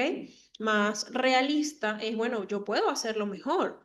Yo puedo mejorarlo, puedo hacer lo mejor posible para que esta situación mejore. Entonces, estás validando tu esfuerzo, estás siendo resiliente, estás aprendiendo de que la perfección no existe, que eso es mentira, ¿sí? Es una mejora continua y ayuda a la autoevaluación. Entonces, no existe la perfección, eso es imposible. O sea, científicamente, ni siquiera científicamente existe algo perfecto. Entonces, es importante entender que nosotros no podemos ser perfectos en todo lo que hacemos. Podemos ser muy buenos, como les dije, que les dije y no me contestaron nunca. Cuando les dije que díganme en qué bueno, qué consideran ustedes que son bastante buenos. Nunca me dijeron. Pero bueno, no importa, se los perdono. Entonces, la descentralización es tomar distancia emocional para observar tus pensamientos de manera objetiva, es decir, desde afuera, como que si fueran objetos externos. No es lo mismo mirarlo como yo le digo a algunos pacientes. Tú te ves de una manera y yo te veo desde afuera. La idea es que el paciente logre verse desde afuera, ¿sí? Si un amigo te dijera eso que tú estás pensando, tú realmente creerías que es cierto, ¿sí? Esto ayuda a que la fusión cognitiva entre confundirnos con nuestros propios pensamientos promueva esa autorrealización. Es básicamente hablar de cuestionar, ¿sí? Confundir. Oye, no pensaría lo mismo, me parecería que es exagerado. Ah, entonces, ¿por qué cuando lo piensas tú sí es importante? Ahí pueden venir las personas que son víctimas, como lo dijeron hace rato que hablaron sobre la personalidad de las víctimas o la personalidad víctima, que lo dijo María hace rato. Entonces, eso puede suceder también, que bueno, entonces en los demás es malo, en los demás es catastrófico, en los demás es horrible, pero en mí no, en mí está bien. Eso también es una distorsión cognitiva, porque evidentemente no está bien. Entonces, cuando nosotros aplicamos la descentralización, ¿sí? Tenemos el pensamiento de que normalmente es una verdad que ya tú aceptas y no te cuestionas, ¿sí? Para ti ya eso funciona de esa manera. Y cuando tú lo ves, a veces funciona de esta manera, desde el punto de vista desde afuera, ¿sí? Si un amigo te lo dice, tu amigo es un inútil. ¿Por qué? Porque ya tú lo estás viendo como una exageración injusta, ¿sí? Ya lo más probable es que tú estés identificando de manera subjetiva esa emoción y ese pensamiento. Entonces tienes que cambiar esa perspectiva para facilitar esa autocompasión y un juicio que sea más justo contigo mismo. ¿Por qué? Porque no eres inútil. Simplemente, bueno, eres más lento que los demás, quizás te cuesta más hacer algo, o quizás eres malo en esto. No, no eres malo, simplemente te falta pulirlo, te falta mejorarlo, pero cuando ya tú lo aceptas y tú, si no te lo cuestionas o no lo practicas o no lo mejoras, entonces, evidentemente, nunca lo vas a lograr. Por ejemplo, la mentira más grande, que la psicología no tiene número, es mentira, no crean eso, no crean eso.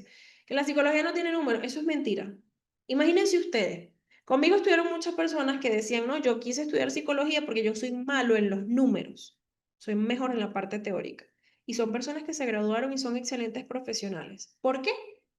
Porque ellos, bueno, esto es lo que me está tocando y yo tengo que buscar la manera de solucionarlo, ¿sí? No se quedaron con el pensamiento de, ay, es que yo soy malo en los números, es que yo soy malo. No, buscaron la manera de flexionar o flexibilizar ese pensamiento, ¿sí? Modificar ese pensamiento. Sí, lo escuché, María, es que es así, María, es así. Yo creo que todos lo pensamos en algún momento. O a veces no es que no soy buena en los números, sino que no me gustan los números. Bueno, si no te gustan, no sé qué vas a estudiar, porque yo creo que todas las carreras tienen números.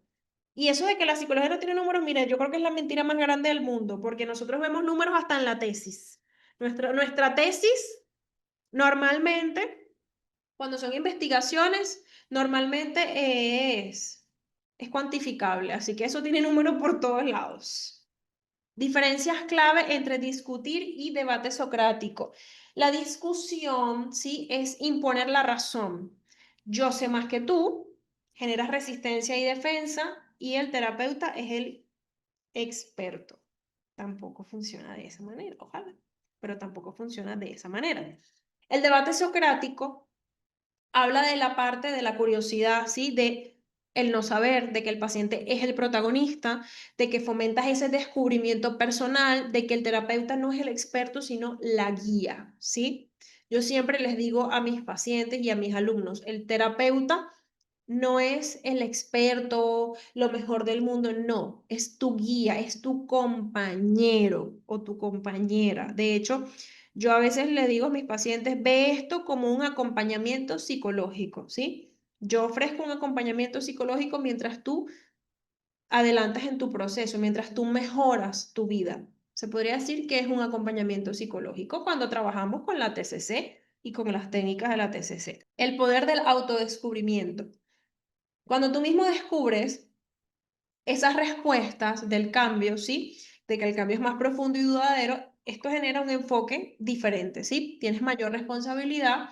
¿Por qué? Porque ya te responsabilizaste de ti mismo y entiendes de que el cambio, pues, depende de ti, básicamente. Y la mayor autonomía. Desarrollamos las herramientas para manejar futuros desafíos. No es lo mismo que nosotros aprendamos solamente a ayudarnos en la situación que nosotros usamos la terapia, no en lo demás. Si nos pasa algo diferente en un futuro, no lo sé manejar, no, no es lo mismo. Nosotros tenemos que desarrollar esas herramientas para manejar los desafíos futuros, ¿sí? Eso nos va a ayudar a que el proceso sea duradero.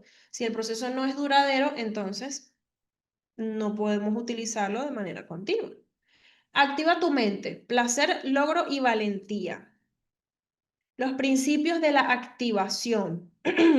La acción como el motor actúa primero y la motivación llega después. De hecho, a veces la motivación no es mejor, sino lo mejor es la disciplina, pero la disciplina llega con la motivación. Es como un trabajo en equipo. Cuando tú haces algo, ¿sí? Tú lo haces para tener placer, ¿sí? Para obtener algo positivo, para obtener algo bueno. Normalmente cuando hablamos de activación como motor, ¿sí? No es el requisito, sino que, bueno, lo estoy haciendo para poder tener esto que quiero, ¿sí?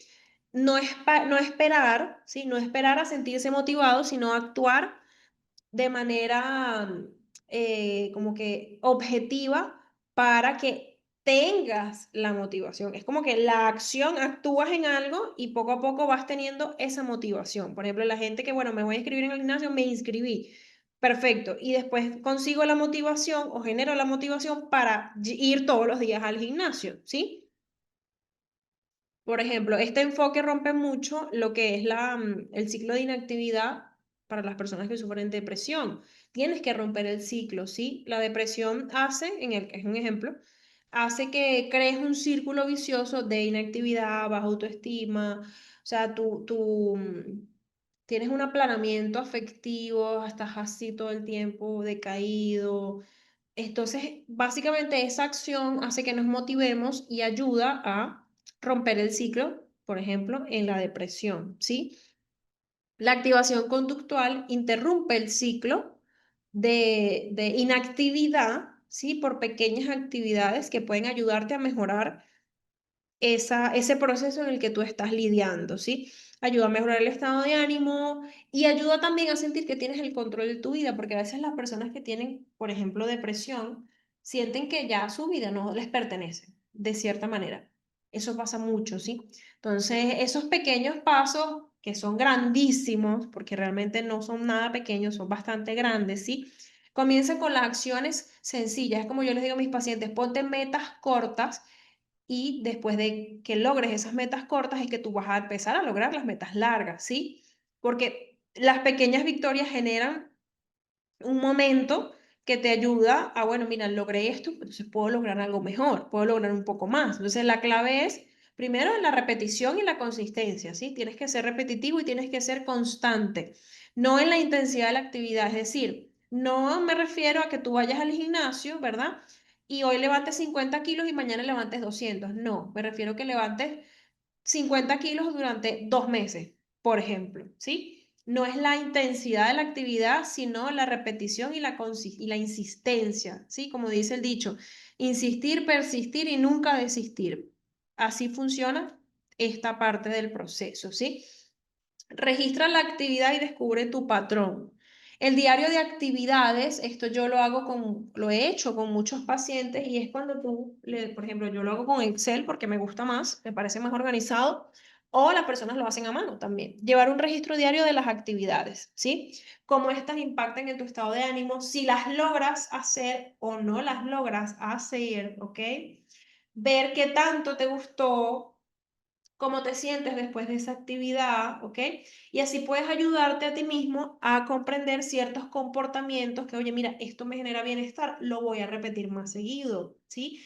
O no lo voy a quitar de mi lista, lo voy a hacer parte de mi día a día sin falta. Entonces, los datos concretos habla de que el registro convierte las impresiones como vagas, por decirlo de una manera, como alejadas, por decirlo de una manera, en datos concretos, ¿sí?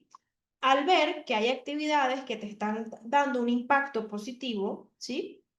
Te motivas a repetirlas. Entonces fortaleces ese enfoque de la acción y empiezas a modificar la conducta, ¿sí? ¿Por qué? Porque ya estás notando que, bueno, que esa actividad tuvo un impacto positivo en tu cuerpo, en tu mente. Entonces ya logras empezar a fortalecer el enfoque de esa acción. El plan de actividades. Las actividades placenteras contra la anedonia, ¿sí? Es reconocer el placer de esa actividad, ¿sí? Escuchar música, ver películas, pasar tiempo con tus mascotas, por ejemplo, irte a caminar a un parque, hacer ejercicio fuera de casa y no en casa. Eso es importantísimo, no se debe hacer ejercicio en casa. La única manera de que tú puedas hacer ejercicio en casa, que bueno, mucha gente lo tiene, es que tengas un espacio para eso, solamente para eso. Y que cuando tú entres en ese espacio, tú no sales hasta terminar la rutina, a menos que ocurra una emergencia. Si no, lo ideal es separar esos espacios y irte a otra parte, lejos, no sé, lo que se te haga más fácil también, porque tampoco te vas a ir a un gimnasio que te queda 3 horas, ¿no?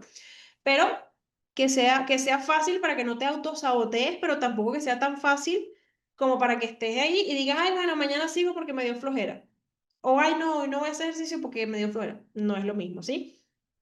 Por ejemplo, puedes leer un libro, puedes hacer un hobby que te guste mucho o aprender algo nuevo, ¿sí? Como ya les dije, pasear al aire libre, caminar, es muy bueno caminar, ver cosas que te hagan sentir bien, ¿sí?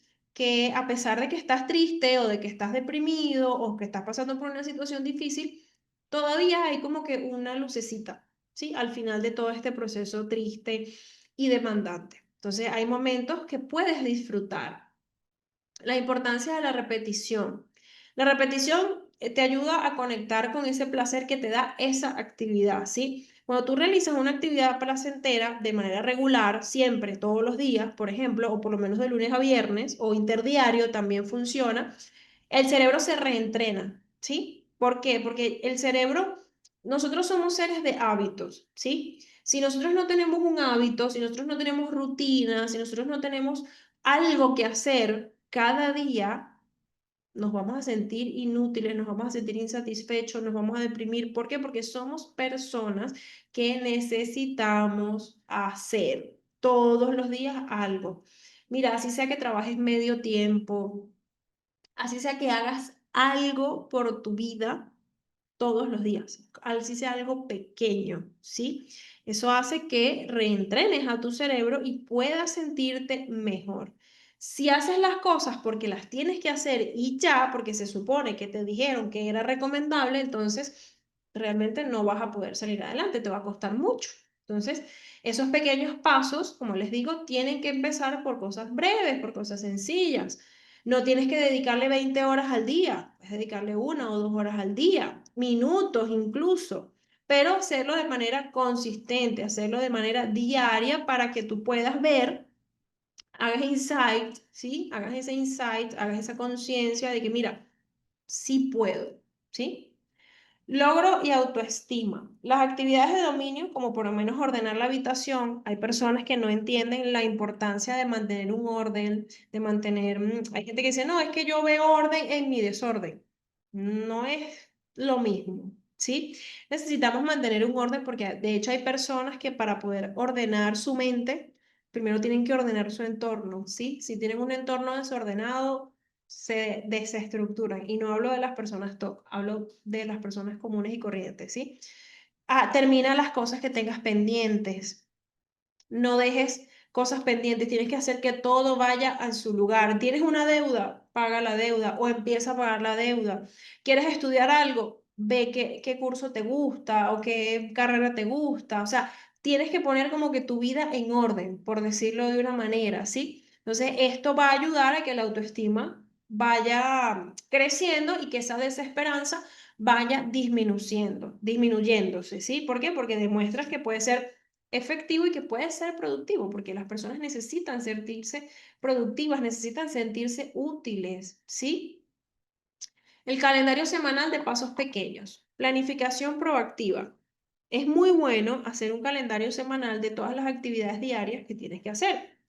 Por ejemplo, hay personas que les cuesta mucho, no sé, por ejemplo, que les puedo dar. Si te cuesta mucho ir al gimnasio y tú quieres crear un hábito, vamos a poner un ejemplo. En la mañana lees 2 páginas de un libro, desayunas de una manera saludable, después vas a trabajar, después de que regresas de trabajar, te vas al gimnasio, después de que te vas al gimnasio, te vas a caminar, al día siguiente a lo mejor no vas al gimnasio, pero te vas a tu caminata, ¿sí? Crear esa rutina diaria con reforzadores positivos, ¿ok? Oye, mira, lo hiciste bien. Yo lo que hago es a veces les coloco como que esas rutinas a mis pacientes. Mira, haz la rutina y si logras hacerlo, te colocas un check, lo pones en verde, le pones una carita, lo que tú quieras. Y si no logras hacerlo, pues lo contrario. Si lo lograste hacer y colocas un check verde, por ejemplo, entonces si no lograste la otra actividad, le pones una X en rojo bien grande, por ejemplo, para que digas, oye, mira, no,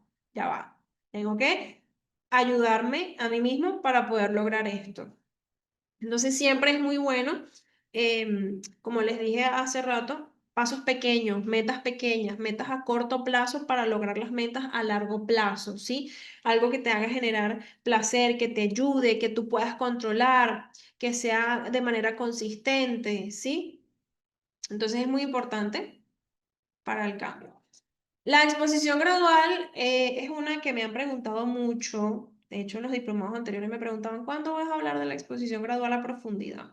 La exposición gradual es muy específica para algunos trastornos o para algunas patologías, por decirlo de una manera. Lo primero es crear una lista de qué es lo que le temes, ¿sí? ¿Cuál es tu miedo? ¿Sí? De, por lo menos, de lo más suave a la más fuerte o al revés. También puede funcionar al revés, depende de lo que el paciente te pueda demostrar, ¿sí? Entonces tienes que hacer que la persona primero identifique los miedos, porque si tú no identificas los miedos, tú no los vas a poder manejar, no los vas a poder medir y no vas a poder hacer la exposición gradual. La exposición gradual siempre tiene que ir guiada de una persona, de un profesional, ¿sí? Por ejemplo, primero se hace una exposición controlada. El paciente se enfrenta a cada una de los problemas, ¿sí? Hasta que la ansiedad disminuye al menos en un 50%, al menos, ¿sí? Por ejemplo, este proceso de habituación señala al cerebro que la situación no es peligrosa y como que desmontas esas predicciones catastróficas. Controlada porque tú, el terapeuta, controla el entorno, ¿sí? Por ejemplo, en una habitación controlas el entorno, ¿sí?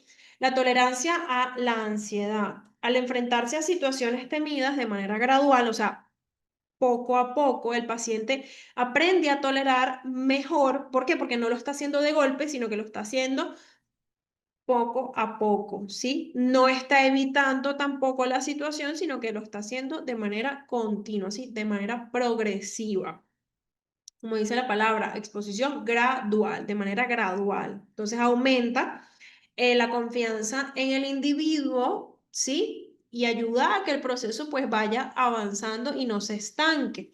El progreso tiene que ser medible, ¿sí? Cada paso tiene que tener un logro que tú puedas observar, que tú puedas medir. El paciente tiene que lograr ver el progreso de una exposición gradual. Tienes que poder avanzar en las situaciones desafiantes, fortalecer la resiliencia del paciente y ayudas a enfrentar el miedo. Por ejemplo, las personas que tienen agorafobia, se puede funcionar bastante bien la exposición gradual. Estos son como que partes, por decirlo de una manera, o subdivisiones de la exposición gradual. Está la imaginativa y está la que es en vivo, ¿sí? La exposición en vivo es que te enfrentas al estímulo directo, real, ¿ok? Y obviamente es la más efectiva.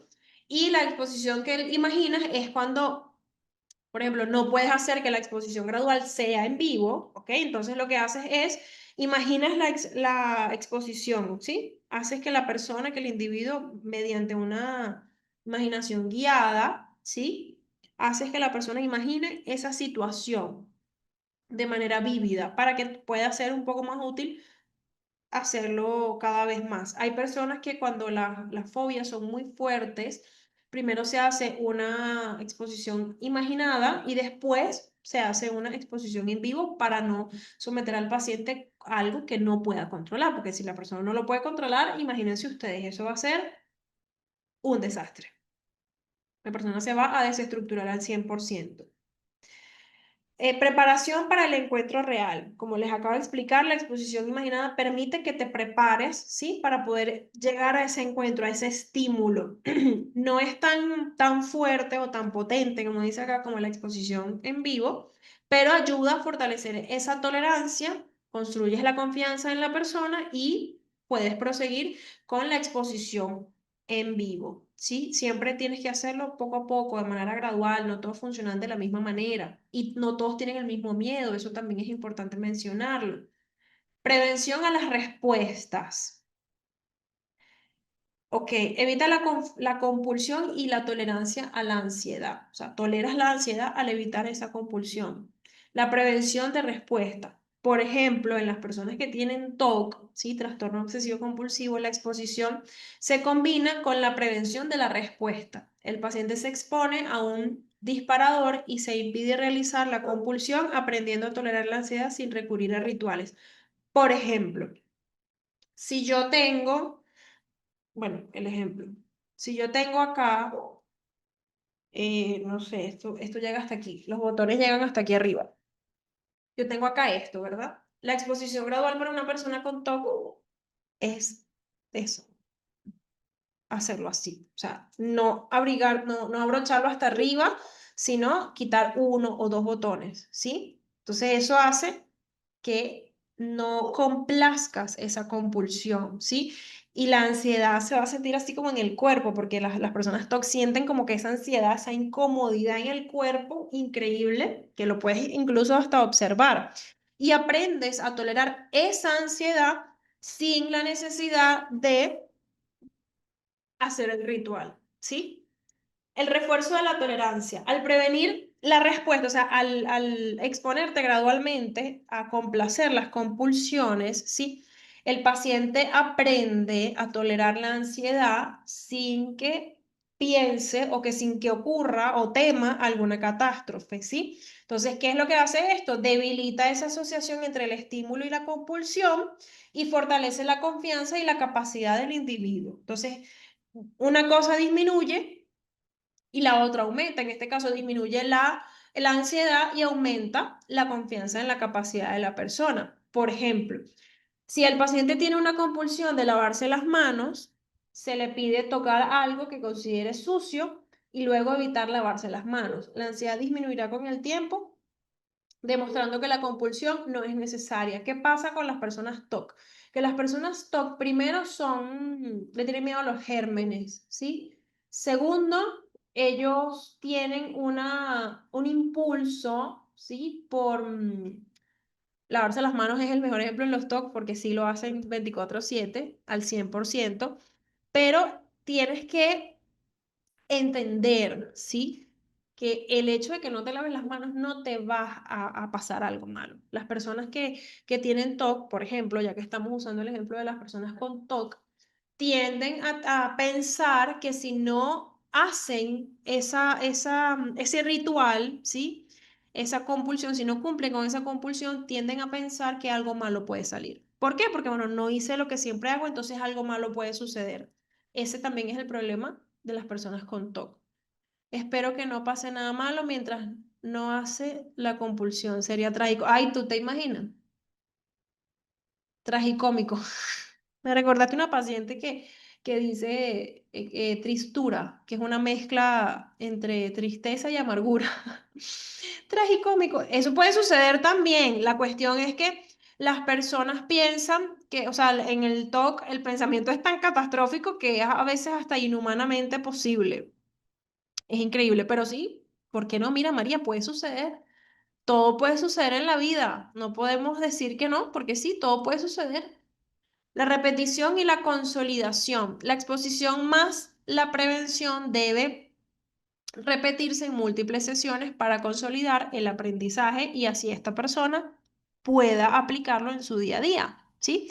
Asocias el miedo con la compulsión y refuerzas la tolerancia a la ansiedad sin rituales, porque el hecho no es, no, que la persona todo es así, no, no, es que realmente ellos no lo pueden evitar y por eso la persona sufre. Entonces, por eso se utiliza la exposición gradual o alguna similar, para poder ayudar a que esas compulsiones no controlen la vida de la persona, ¿sí?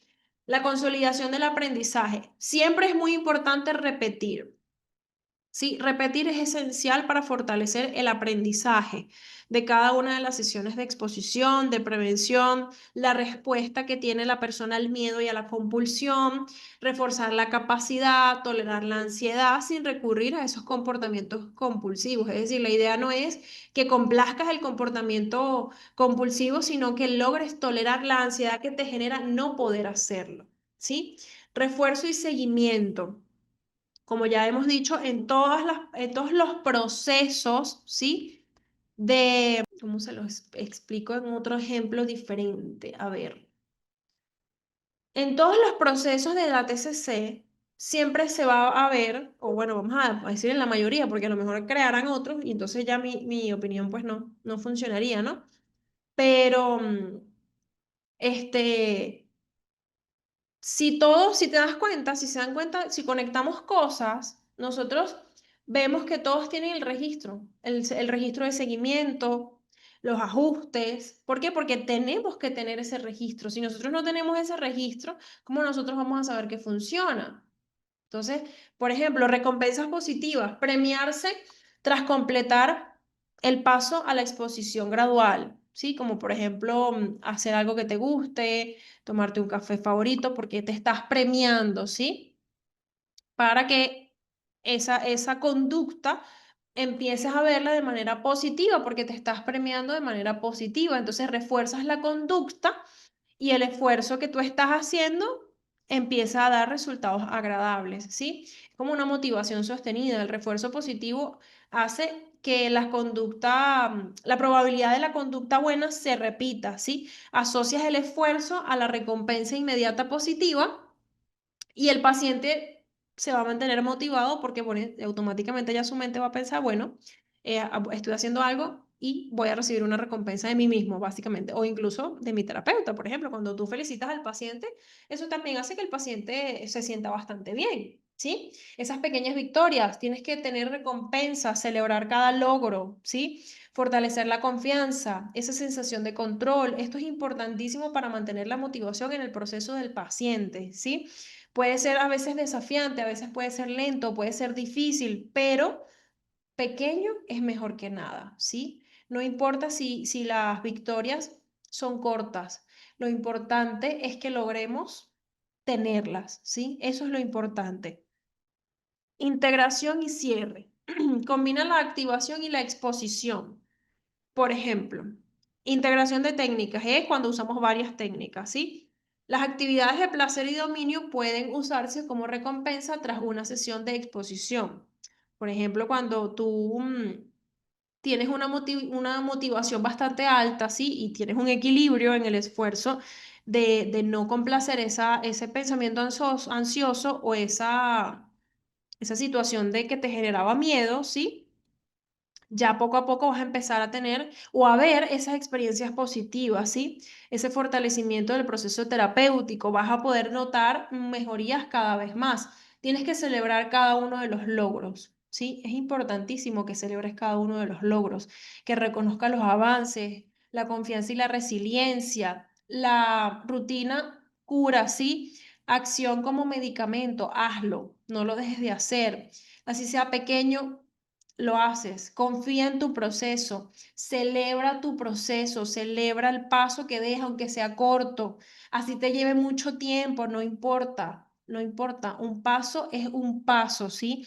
Confiar en el proceso es indispensable para que todos, o bueno, para que el paciente en este caso, pueda verse victorioso, ¿sí? Si nosotros no tenemos el reconocimiento de los avances, la confianza y la resiliencia, y todo lo que menciona acá, nosotros no vamos a ver cuál es no vamos a tener un incentivo, ¿sí? No vamos a tener un incentivo. ¿Por qué? Porque no estamos dando esos pequeños pasos de la confianza. Hay que afrontar, relajar y resolver, ¿sí? Tenemos que tener las habilidades como dice acá, las habilidades de afrontamiento. Por ejemplo, construye una caja de herramientas emocional como una de las terapias, ¿sí? Define las habilidades del afrontamiento. Las habilidades de afrontamiento son esas estrategias prácticas que tú te creas, ¿sí? Para manejar el estrés, las emociones difíciles, los problemas del día a día. Esas herramientas te van a ayudar a ti a enfrentar esos desafíos de una manera buena, de una manera sana, de una manera adaptativa, ¿sí? Evitas el escape, evitas huir, evitas la evitación, como valga la redundancia. Pero eso es un mecanismo de defensa también. La evitación y la huida es un mecanismo de defensa. Entonces, ¿cuál es la importancia de las habilidades de afrontamiento? Que son demasiado importantes para poder mejorar la resiliencia y la resiliencia emocional y reducir la vulnerabilidad a que algún problema futuro te pueda generar ansiedad y te puede generar depresión. Entonces, cuando tú aprendes a enfrentar las situaciones complicadas de tu vida, puedes estar más tranquilo porque vas a sentir que controlas tu vida, ¿sí? Vas a sentir que controlas tu vida al 100%. La práctica constante. Si tú tienes tu cajita de herramientas emocional, ¿sí? Tus técnicas de afrontamiento, mejoras cuando lo vas practicando, ¿sí? Mientras más usas esa cajita de herramientas emocional, esos pensamientos y toda esa situación va a ir mejorando cada vez más y va a ir siendo más efectiva y te va a ayudar a manejar mejor las situaciones estresantes sin ningún problema y ya vas a ver que mientras va pasando el tiempo vas a sentir que todo está mejorando, como que si fuera magia, pero no, no es magia, es tu proceso y es tu trabajo y es tu esfuerzo. Actúa sobre la fuente, no sobre la queja. Actúa sobre el problema, ¿sí? Transforma la percepción del problema. Las habilidades de afrontamiento te enseñan a transformar esa perspectiva, ¿sí? Esa percepción que tú tienes de cuál es el problema que no puedes solucionar, ¿ok? En vez de quejarte, tú ves cuál es el problema y cómo lo puedes solucionar. Interviene el pensamiento, interviene el cuerpo, interviene la conducta. Estas habilidades te van a ayudar siempre a poder intervenir en el pensamiento negativo para que tu cuerpo se sienta tranquilo, no generes ansiedad, ¿sí? Y para que te relajes, te calmes un poco, no tengas conductas evitativas porque eso realmente no funciona de nada. Pero de nada, cero, no funciona de nada. Es algo que más bien va a empeorar el proceso. Vamos a ver si nos da chance de hacer esta parte y bueno, ya mañana continuamos. La relajación efectiva. Hay varios tipos de relajación, está la respiración diafragmática, está la respiración 4-7-8, hay varias técnicas, ¿sí? Por lo menos las técnicas de respiración diafragmática es muy buena. Acá les dejo la explicación de cómo lo pueden implementar, ¿sí? Tienes que tener una posición correcta a la hora de practicarla, no lo vas a hacer parado si estás cansado, te acuestas, te sientas, tienes que estar cómodo, ¿sí? Esto ayuda, la respiración diafragmática te ayuda a tranquilizarte, ayuda a bajar la taquicardia, la tensión muscular, relaja tu cuerpo, ¿sí? No vas a tener esa respuesta de lucha o huida, el cuerpo se va a relajar y mientras más lo hagas, obviamente va a ser mucho más eficiente, ¿sí? Practicar de manera diaria la respiración diafragmática o cualquier tipo de respiración va a ayudar a que tu cuerpo esté más tranquilo, ¿sí? Porque acuérdense de algo, cuando nosotros generamos un pensamiento negativo o angustiante, ¿sí? Nosotros generamos cortisol y al generar cortisol nuestro cuerpo se estresa, nuestro cuerpo se intoxica. Entonces es importante ayudar a nuestro cuerpo a funcionar, ¿sí? A relajarse. Acá tenemos otros ejemplos de la relajación muscular progresiva, paso a paso, ¿sí? La definición de la técnica, el procedimiento y los beneficios. Yo esto se los dejo acá para que ustedes lo puedan leer, lo puedan implementar, lo puedan practicar, porque es muy bueno que hagan todo esto. Es muy, muy bueno practicarlo en uno para después enseñarlo mejor y saber cómo se siente, ¿sí? La práctica diaria de la calma, ¿sí? Establece un momento fijo en el día de 5, 10 minutos, 15, el tiempo que tú quieras, ¿sí? Para relajarte, para tranquilizarte, para acostumbrarte también a estar en calma, para que la constancia se convierta en esa técnica, ¿sí? De recurso automático, de, ok, ya no voy a explotar cuando tengo alguna situación mala, sino que voy a respirar profundo, ¿sí? Esa flexibilidad. No necesitas un espacio especial, no necesitas un equipo especial, porque a veces la gente dice, no, es que yo necesito esto. No, no lo necesitas realmente. Lo que necesitas es comodidad. Si en tu cama te sientes cómodo, pues ahí es, ¿sí? Entonces puedes practicar esa relajación en donde sea. No tiene que ser algo traumático, porque, o la gente se queja mucho a veces y siempre le ve el problema y no, o sea, trata de que sea una herramienta útil, porque realmente es eso, es una herramienta, es algo que te va a generar a ti tranquilidad. Entonces es importante, siempre, yo se los voy a dejar acá, se los voy a dejar todo esto, como lo ven, están las láminas.